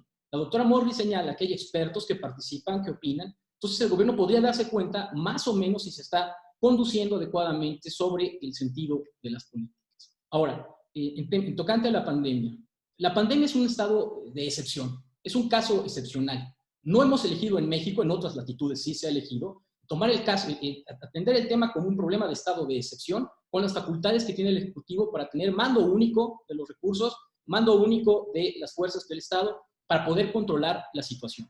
Si en este momento pudiéramos solicitar juicios de amparos, garantías, para que el Estado cambiara la estrategia, el resultado sería la dispersión de los recursos y definitivamente una solución imposible. Yo les hablaba de los problemas perversos, porque me parece que hemos llegado al problema de política pública y derecho, porque hay problemas que no tienen solución. No tienen solución y necesitamos verlos de otra perspectiva. Y lo único que nos queda, lo único a lo que podemos tener acceso, es a tutelar, la tutela efectiva en las políticas públicas, es tutelar la instrumentación de las decisiones de política fundamental.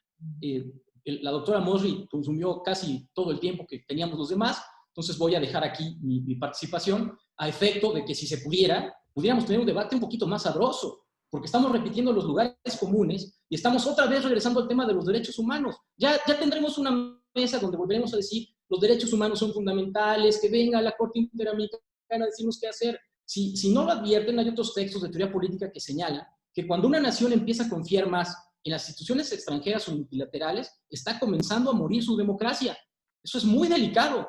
Yo propondría que este foro tuviera un foro de análisis de cómo se está muriendo la democracia y cómo la estamos dejando morir. Hay muchísimos textos al respecto. Les agradezco muchísimo y espero haber dejado al menos la provocación para que salgamos del lugar común. Muchas gracias, señor moderador. Gracias, mi estimado maestro Rodrigo.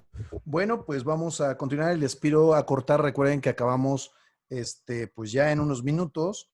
Entonces ya les pediría que redujéramos un poquito el tiempo para tratar quizás 5 minutos a los dos ponentes que me faltan de su segunda intervención, para que podamos tener quizás un minuto de conclusiones de cada uno de los ponentes. Entonces continuamos en el mismo orden que teníamos en la primera parte con el maestro Darío Ángeles. Por favor, maestro, y luego el doctor José Roldán. Maestro Darío, sus micrófonos. Ahí estás, adelante, por favor. Gracias, y si quiere avisarme cuando llegue a los 5 minutos y ahí corto, pase lo que pase. Vale. Muy bien. Resumidas cuentas, como regresar, no debe haber dejado inconcluso al principio, pero la postura en la que me sostengo es que debe haber un control judicial de las políticas públicas. En eso creo que acordamos todos aquí. Y el debate obviamente está en qué tanto y cuánto y en qué momento.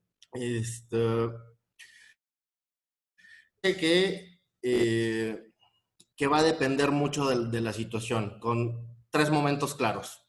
Si hay omisión completa, los jueces deben de poder controlar, tomando medidas en concreto, al menos, para el afectado o reclamante, o pueden ordenar que se tomen las medidas por parte de las autoridades. Eso en caso de omisión completa. Cuando hay actuación, me parece que tienen control sobre los motivos o las decisiones, al menos para controlar la base práctica de la toma de la decisión, lo cual implica que podrían echar atrás una política pública por no estar tomada con base en evidencia. Y por aquí alcancé a ver, ahí hay un comentario que si el sistema de planeación o la ley de planeación incidiría en esto. Yo creo que es eso, las bases del sistema de planeación, la ley de planeación, y si tuviéramos un buen plan nacional de desarrollo, el cual en otro momento critico por no cumplir con las reglas de la ley de planeación, tendríamos un control a través del plan nacional de desarrollo y las consecuencias. Entonces, me parece que sí puede entrar el control de edificar las decisiones. Y un último, como acercamiento en esto, o sea, yo a lo que me rehusaría es a que los jueces, en el contexto de conflictos entre partes particulares, donde hay un actor y un demandado, y esta idea originalmente la tomé del profe Roldán, así que estoy adelantando parte de lo suyo. El en el litigio no es adecuado para generación de una política que está pensada desde lo general frente a lo particular. Entonces, mi oposición es a que los jueces determinen políticas públicas con sus medidas. Entonces aquí este ping-pong entra. Me voy a la postura del planteamiento de qué pasa con las políticas públicas en pandemias. Uno, yo creo que las políticas públicas, y esto es relevante, no son inalterables. Se planteaba como, bueno, ¿qué pasa con el presupuesto? ¿Qué pasa con la determinación de ciertas cosas? Bueno, desde el sistema interamericano aisladamente se ha llegado a comentar, y aquí en la Corte más específicamente, de hecho que la progresividad no es una regla absoluta, o la no regresividad no es absoluta, siempre y cuando se justifiquen los contextos en los que se presenta. Diría, en caso de dedicar capital para agotar o combatir una enfermedad que luego se considera que ha de existir, ¿qué sentido tiene seguir manteniendo el presupuesto para combatir esa enfermedad? Tenemos problemas con los rebrotes de enfermedades, etcétera, pero la progresividad tiene sentido en la medida en la que el problema público tenga un sentido. Entonces, la pandemia necesariamente se convierte en un justificativo que autoriza a modificar otras políticas públicas. Van a generarse fenómenos de responsabilidad, clarísimo, y yo aquí creo que el modelo que propone la magistrada es súper relevante. O sea, tenemos un problema de entendimiento de la responsabilidad patrimonial del Estado y sus componentes, sobre todo lo que se debe entender entre irregularidad y legalidad, hoy basada muy cercano a un concepto que debería de enfocarse al concepto, en mi opinión, más amplio de la irregularidad.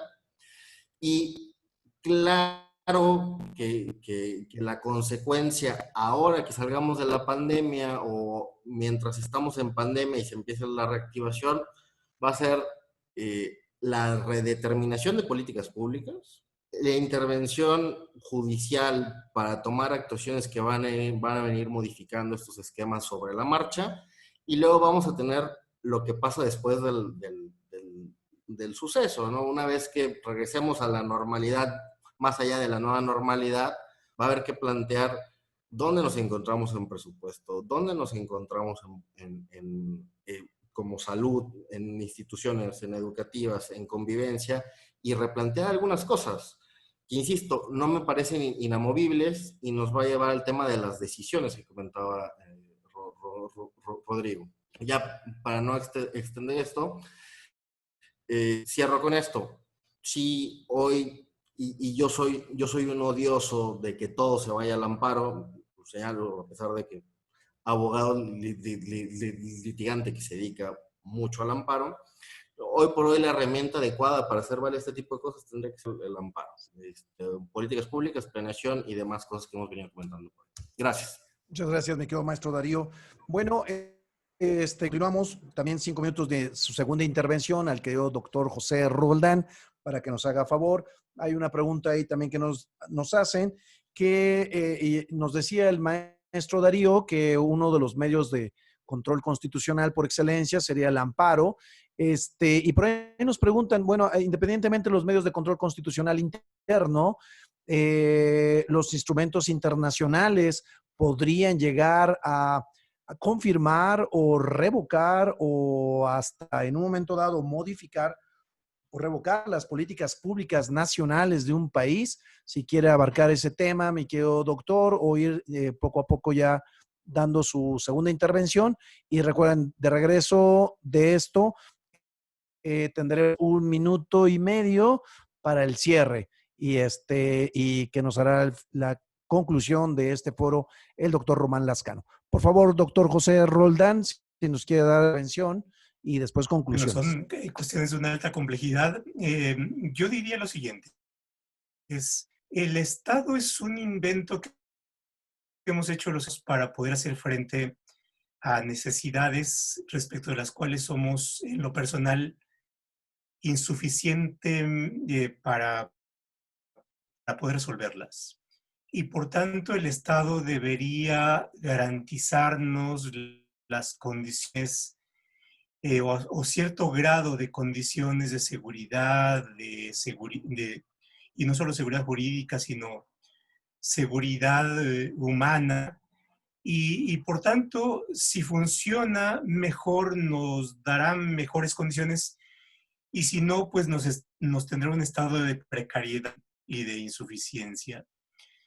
Ahora, por supuesto, en cuanto a las pandemias, tenemos una situación extraordinaria y creo que lo que ha pasado en el mundo nos da una idea de qué es lo que ha sucedido con las institucionales del Estado y qué tipo de son los que han respondido mejor ante la situación.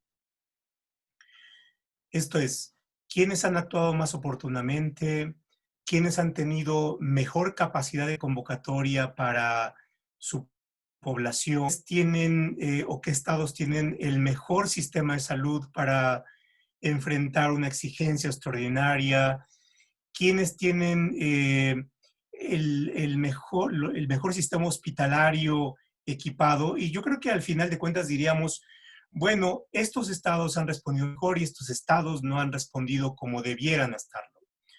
En condiciones de incertidumbre, en condiciones de extraordinaria exigencia, pero a final de cuentas creo que la solución va a ser aquellos países que tengan mejores capacidades institucionales son los que han respondido mejor ante estas circunstancias extraordinarias e inciertas.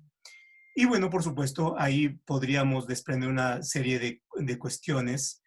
Y por supuesto, el otro problema es si los medios tradicionales como el contencioso administrativo o el juicio de amparo o los medios de defensa o de garantía internacional pueden hacer algo. Y yo creo que, al menos mi perspectiva es, mientras más pronto se resuelve el problema, mejor.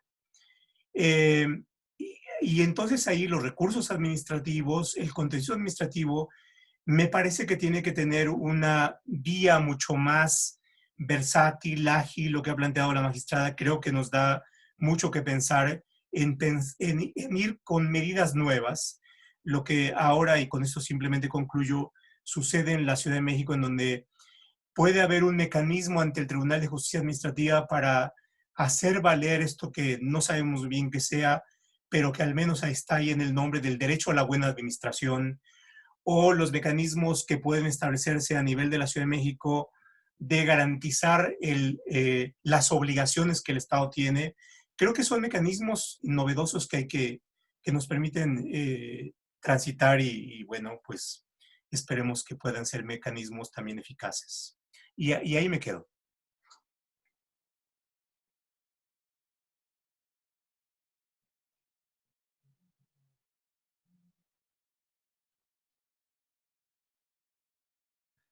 Si me escucho, ¿ahí me Sí, escuchan? ahora sí. ¿Ya?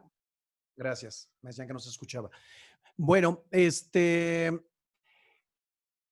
tenemos la suerte, afortunadamente, de que como tanta gente nos está viendo, me están comentando que sí vamos a continuar unos minutos más de lo normal del programa. Ha sido un programa largo. Yo también sé que los ponentes ya están quizás un poco cansados. Es un tema muy interesante, polémico, pero al mismo tiempo que da para mucho tiempo. Seguramente, si lo tuvieran a bien todos los panelistas, podríamos tener más adelante, nos organizaríamos para un segundo programa. Bueno, nos están diciendo que podemos acabar a las 10:20. Todavía tendríamos prácticamente 25 minutos más o menos. Entonces, vamos a continuar con el programa que teníamos, que era de 2 horas, pero lo extendemos para que pudieran tener todavía un tercer bloque, si lo tienen, lo ven bien así, y podamos quizás tener la posibilidad de un tercer bloque de 5 minutos y quizás la posibilidad de revisar tantas preguntas que están haciendo, que lo estoy viendo en 3 pantallas, el celular, tengo el iPad y lo tengo en la computadora. Entonces, y por varios foros, nos están viendo por Facebook Live, pero también nos están viendo por varios foros de WhatsApp y la verdad es que ha estado muy, muy interesante el tema. Bueno, pues es que es una problemática que toma realmente vigencia y validez en estos momentos, ¿no? Entonces, si gustan, en el orden, acabamos el segundo bloque en estos momentos. Iniciaremos un tercer bloque. También, si van viendo las preguntas que nos están haciendo a través de las redes sociales y de los grupos de WhatsApp, Pues si gustan ir contestando parte de estas preguntas, ya son muchas, ya no sé ni por dónde empezar, pero bueno, si quieren, podemos continuar con alguna parte que los tuve que cortar un poco por el tiempo. Afortunadamente tenemos un poco más. Bueno, entonces, mi querida doctora Zulema, si gusta su tercera intervención, que era lo que habíamos quedado al inicio, y tendríamos 5 minutos más y ya quieren ir cerrando y después ya nada más veríamos preguntas y respuestas. Entonces, se ha creado una polémica en varios temas, también para derecho de réplica o para contestar parte de las preguntas, pues creo que ya podemos ir poco a poco ir cerrando, pero todavía con un tiempo de 5 o 7 minutos para cada uno de los ponentes. Muchas gracias. Abrimos el micrófono para la doctora Zulema. Por favor, magistrada, gusta iniciar. Es todo suyo el micrófono. Todavía no abre. A ver. Gracias, doctor. Solo Exacto. para hacer algunas precisiones a lo que se comentó. Como ustedes saben, los órganos jurisdiccionales conocemos de violaciones a los derechos humanos que se han dado en el pasado, porque no todas las personas ejercen. Si se corrigen las políticas públicas, tienen impacto en la vida de toda la sociedad. Pero bien, si en los órganos jurisdiccionales, claro que hemos avanzado en delimitar y en dar contenido a los derechos humanos mediante la emisión de sentencias con perspectiva de derechos humanos, perspectiva de género. Hemos logrado a través de las sentencias reducir la discrecionalidad arbitraria del Ejecutivo de decidir a quién o a quiénes facilita el ejercicio de los derechos o quiénes son los beneficiarios de los programas o proyectos de gobierno. Lo cierto es que no obstante hemos avanzado, lo cierto es que las sentencias de los tribunales no logran colmar esa expectativa de la sociedad de que haya una mejora en la provisión de los bienes jurídicos. Y también, como se mencionaba hace un momento, estas sentencias de lo que se ha conocido, que han derivado del litigio estratégico o litigio de derecho público, que tiene, digamos, resultados más amplios también para la sociedad. Si bien es cierto, ya el Poder Judicial empezó a romper esa línea de la deferencia y a ordenar que se instrumenten, digamos, ciertas políticas como hospitales, saneamiento de ríos para garantizar el medio ambiente, los hospitales para garantizar la salud, etcétera. Lo cierto es que, si bien es cierto, ordenan que realiza ciertas acciones, lo cierto es que no dice cómo lo van a hacer. ¿Por qué? Ahí está el tema del debate, porque no es el gobierno de los jueces, es un tema del debate. Y definitivamente todo este tema de si hacer justiciable las políticas públicas, el control de esto, claro que da lugar a un buen debate, porque hay quienes dicen que los jueces se tienen que abstener de estos temas. Precisamente no va a decir cómo ni con qué, pero bien. Por ello, yo insisto en la necesidad de esta instancia. ¿Por qué? Porque la sociedad está interesada en que las cosas funcionen bien, en que se cumplan los fines del Estado. Entonces, en la medida en la que los ciudadanos son los receptores o beneficiarios o afectados de las políticas públicas que se instrumenten, y en la medida que los ciudadanos son los que participan del gasto público y quieren ver que efectivamente las aportaciones de las contribuciones se vayan a programas que realmente cumplan los objetivos para que se dé esa constante mejoramiento económico, social y cultural de los pueblos, como lo señala el artículo 3º constitucional. En esa medida tienen interés y en esa medida deben también participar en esto. Entonces no se puede dejar todo a la voluntad política. Claro que todos los gobernantes de la historia a nivel federal y estatal, claro que dejan su sello distintivo en los programas de gobierno, pero únicamente cuando estos, a percepción de la sociedad y por la evidencia real que hay o científica que hay en los casos, cuando estos programas o políticas no están dando resultados, ahí es donde sí debería de poderse dar este control para anticiparse, para reencauzar las acciones de la administración pública cuando no están dando resultados. Entonces, los ciudadanos, creo que hay gente que está muy interesada en las funciones de gobierno. Ojalá que demos el paso adelante y se puedan generar estas instancias para tener el control o hacer justiciable las políticas públicas. De modo que yo concluyo diciendo que permitir al Estado que corrija o remedie un error es perfectamente viable, a toda la sociedad le beneficia y la sociedad espera un gobierno funcional que pueda corregir los errores y que se anticipe precisamente a resolver la problemática de la sociedad. Gracias. Muchas gracias, doctora. Bueno, tercer bloque, por favor, estimado maestro Rodrigo Santa Rita, para ir concluyendo, si nos quiere dar, a usted le debíamos un poco de tiempo, puede extenderse en este tercer bloque un poquito más, si lo tiene bien, unos 3, 4 minutitos. Por favor, para pasar con los demás penalistas. Gracias. Perfecto, no abusaré de este tiempo. Quiero recomendar 2 libros. De Steven Levinsky, Cómo mueren las democracias, Vida y muerte de la democracia, de John King. Estos textos son muy interesantes, son muy completos. Hay que leerlos una vez y hay que leerlos otra vez. A mí yo lo leí citado en el libro de Moseley y me fue muy interesante. Voy a subrayar, porque pude acceder a algunas de las preguntas ahorita mientras escuchaba a los otros panelistas, que existe una preocupación bastante seria, bastante profunda sobre la posibilidad de que un órgano jurisdiccional multilateral modifique las políticas públicas. Y voy a recomendar releer a Cass Sunstein. Cass Sunstein, con Richard Thaler, que ganó el Premio Nobel de Economía, escribió un libro que se llama El costo de los derechos. Los derechos cuestan. La Corte Interamericana de Derechos Humanos no se fija mucho en eso, ni el Tribunal Europeo. El Tribunal Europeo sí, porque son recursos prácticamente ilimitados en los gobiernos europeos. El proyecto de Francia para reestructurar su economía, el de Alemania, ¿no? Ya salen con qué ventajas quieren ganar, de qué mercados se van a apropiar, de qué temas van a ser los nuevos líderes, lo mismo que los chinos. Nosotros no nos podemos preocupar por eso. Necesitamos una agenda de garantías de los derechos, más que una agenda que continúe en el lugar común en el que se han convertido los derechos. Necesitamos políticas públicas que los garanticen. Necesitamos políticas públicas que los realicen. Necesitamos menos jurisdicción y mejor gobierno, como señala el doctor Roldán. ¿Qué significa tener un mejor gobierno? Significa que sea posible percibir aquello que el gobierno hace bien y que sea posible criticar lo que el gobierno hace mal. Eso está en el libro de la doctora Moseley, ¿no? A mí me tocó leerlo, yo entré al doctorado junto con ella, y la verdad es que es bastante interesante la posibilidad de reformular la idea de llevar todo al amparo. Si llevamos todo al amparo, si llevamos todos los juicios de nulidad administrativa, la verdad es que no vamos a avanzar tanto.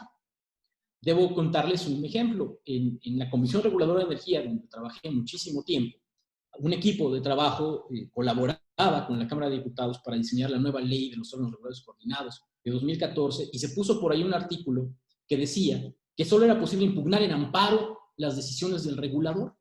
Si se puede advertir, se está cancelando un derecho a una instancia administrativa, una instancia en el órgano de gobierno, una instancia en el Tribunal de Justicia Administrativa, y pasó como si nada, ¿no? Y los litigantes, ¿no? Que a mí me tocó verlos desde fuera, ahora ya me dedico, ya trabajo en el sector privado y me toca verlo ya con una perspectiva distinta.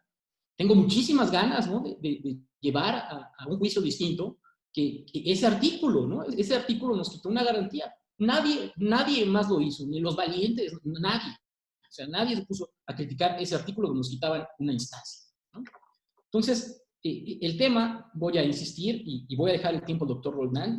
El doctor Roldán es parte de mi comité doctoral. Sé que me atraso mucho en lo que escribo, pero leo mucho y lo que aporto, lo que garantizo es que no voy a presentar tonterías, para que él nos ilustre bastante más. El doctor recién publicó su texto del Estado regulador, donde nos explica con toda claridad cómo se asignan los costos. O sea, es mucho. Yo por eso tengo mucho entusiasmo de estar aquí, para oír a la doctora y para oír a Roldán y, por supuesto, compartir un debate con Darío.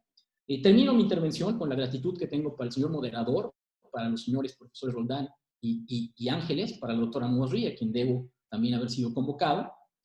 Fue un poco rudo porque se pasó del tiempo, pero la academia no tiene la diferencia que sí se tiene entre poder judicial y poder legislativo. En la academia todos somos parejos y somos rudos. Entonces, es algo a lo que nos tenemos que acostumbrar. Finalmente, subrayar a Sunstein, ¿no? Vamos a seguir hablando de derechos. Bueno, pues hay que recordar que los derechos cuestan. Cada derecho cuesta. La libertad de expresión cuesta. La libertad de tránsito cuesta. Y para eso se necesitan impuestos. Y México recauda muy poquito.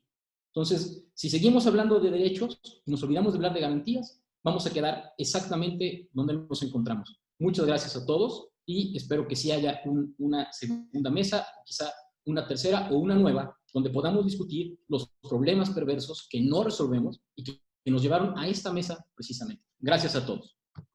Correcto, muchísimas gracias, me quedo maestro. Pues vamos con nuestro tercer panelista en el tercer bloque, maestro Darío Ángeles, y después pasaríamos con el doctor José Roldán para el cierre de última ronda. Por favor, maestro Darío, tiene el micrófono. Revisen previo a entrar que tengan libre. Les llega un mensajito y revisen que lo tienen libre, por favor. Listo. Gracias.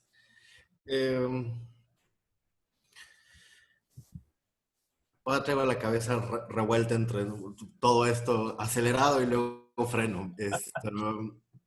No, de verdad han sido muy interesante los planteamientos, los enfoques. Yo me voy a parar en el otro lado, donde insisto que debe haber control judicial.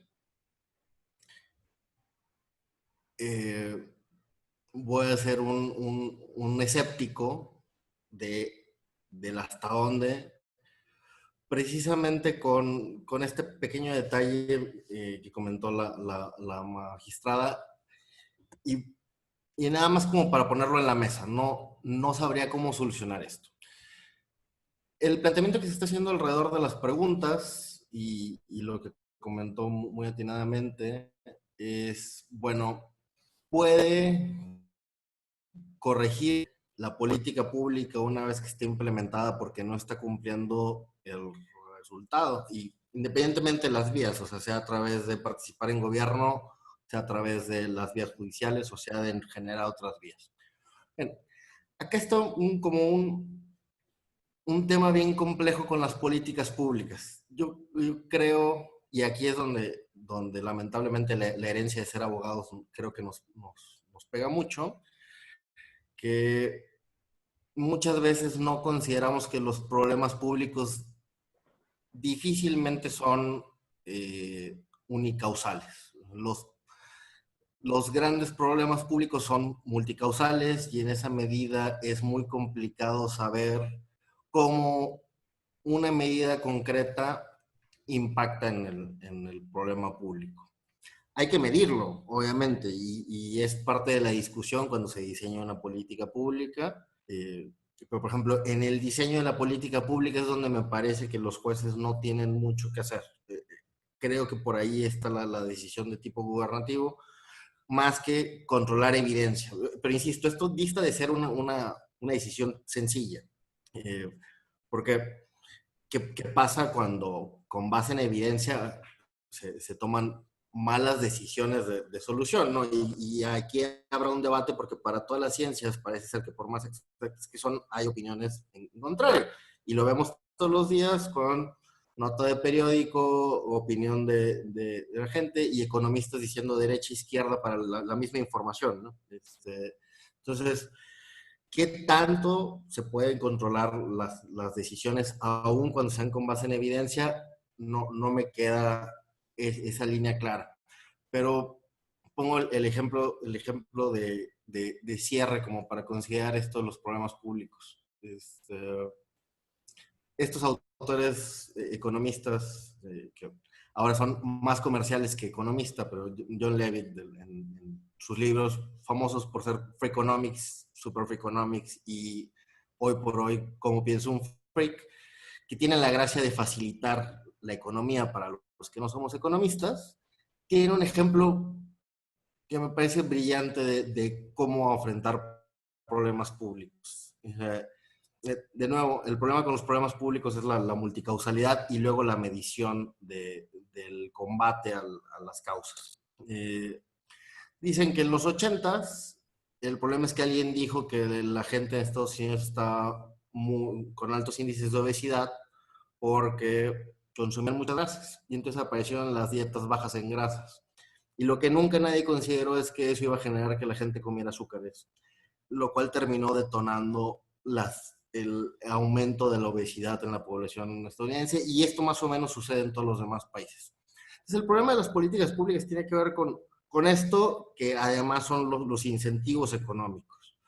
Incentivos o desincentivos, y cuál es el rol del derecho en generar estos incentivos. Al final del día, una decisión de política pública y una decisión judicial que controla la política pública genera incentivos y desincentivos. O sea, toda decisión normativa, sea de administración pública o sea de los jueces que la vayan a controlar, va a generar un juego decisional en todos los que estamos sujetos a esto.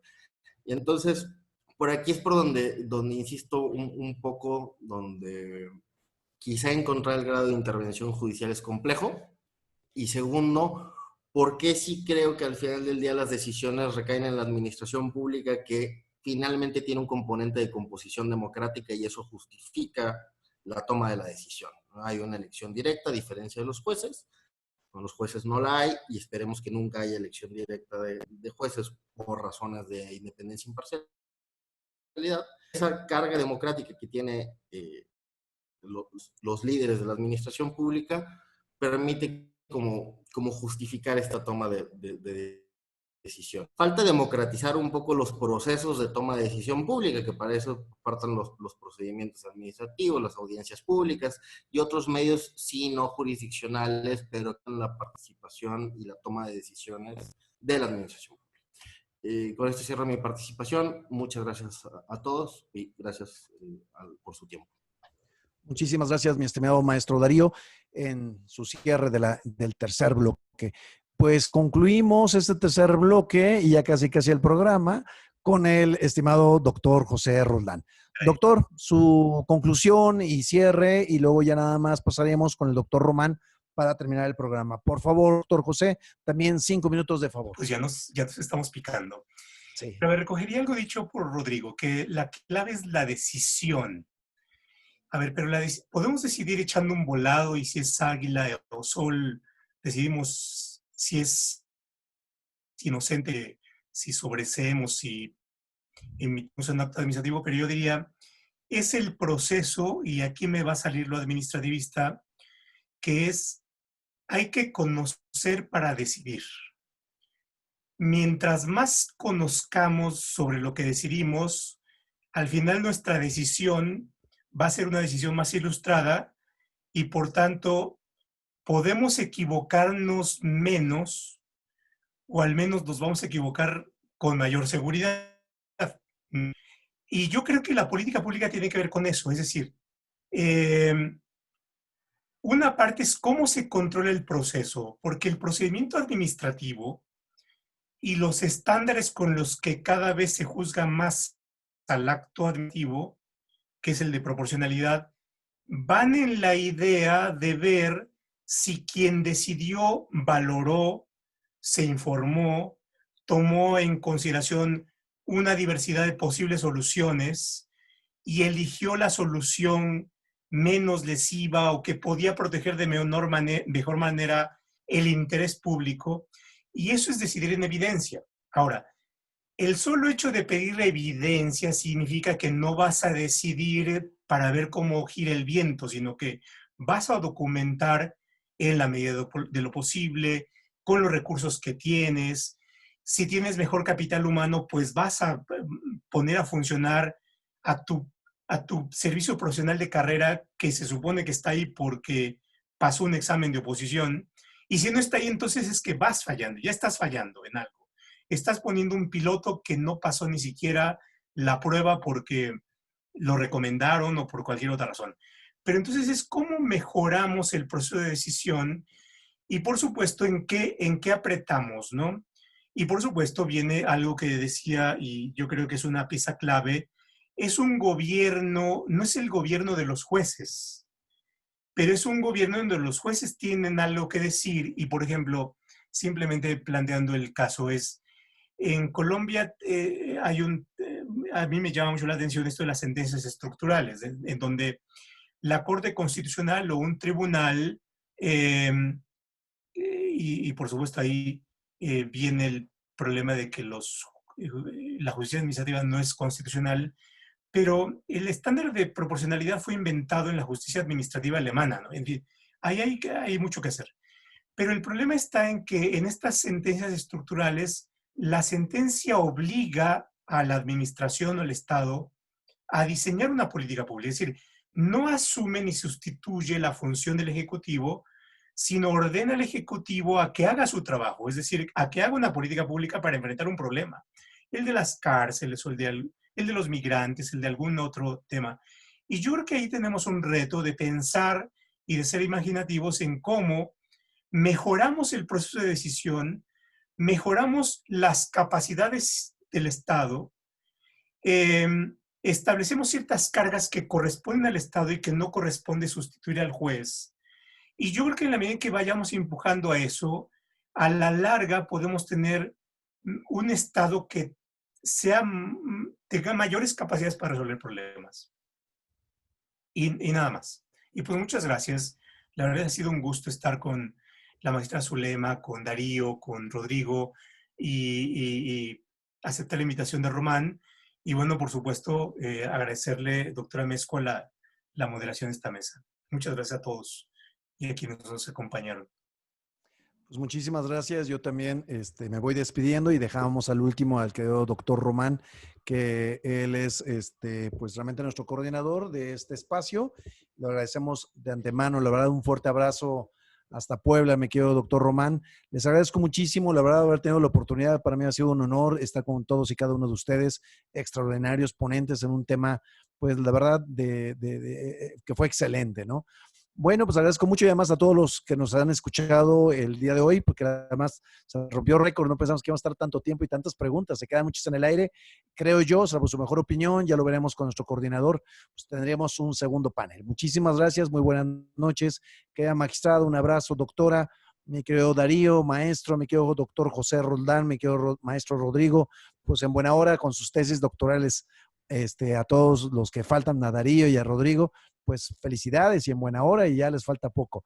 Muchas gracias, mi querido doctor Román, por esta oportunidad. Gracias. Únicamente para terminar y agradecerles a todos ustedes, a ustedes sobre todo, doctora, por haber puesto este tema y habernos comentado la necesidad de crear una justicia de tutela efectiva para las políticas públicas. Sin duda es un tema de muchas reflexiones, de muchas aristas que son necesarias para ir construyendo nuevos modelos para que, como lo comenta el doctor Roldán Chopa, ir construyendo efectivamente, no el gobierno de jueces, pero sí estamos hablando de tutela efectiva de la justicia, se requiere de la presencia de los jueces para reorientar las políticas públicas, para reorientar los derechos y sobre todo para tener políticas públicas más eficientes. Pues a nombre de todos los que integramos el Foro de Constitucionalistas de la República Mexicana, ahorita está en el foro y en el Facebook, está el doctor Luis Samaniego, la doctora Pilar Hernández, el doctor Imer Flores, el doctor Leopoldo Burruel,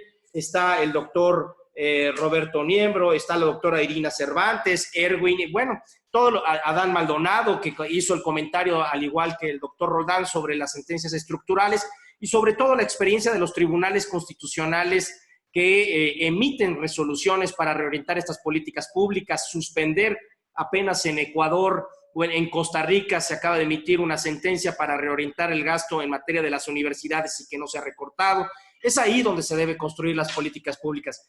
Muchas gracias a todos. Sigámonos quedando en casa. Los invitamos a este foro constitucional todos los miércoles a las 8 de la noche con diversos temas que tienen que ver sobre el derecho constitucional, sobre temas de carácter político, derechos administrativos, pero sobre todo, tener la oportunidad de quedarnos en casa en esta pandemia. Síganse quedando en casa. Muchas gracias, doctor José Roldán, doctor Rodrigo, Darío, y sobre todo, muchísimas gracias, mi querido Ricardo Amezcua, por la excelente moderación y sobre todo por la oportunidad de tenerte también como integrante de este foro. Gracias a todos, magistrada, como siempre, muchas gracias. Que tengan muy buenas noches.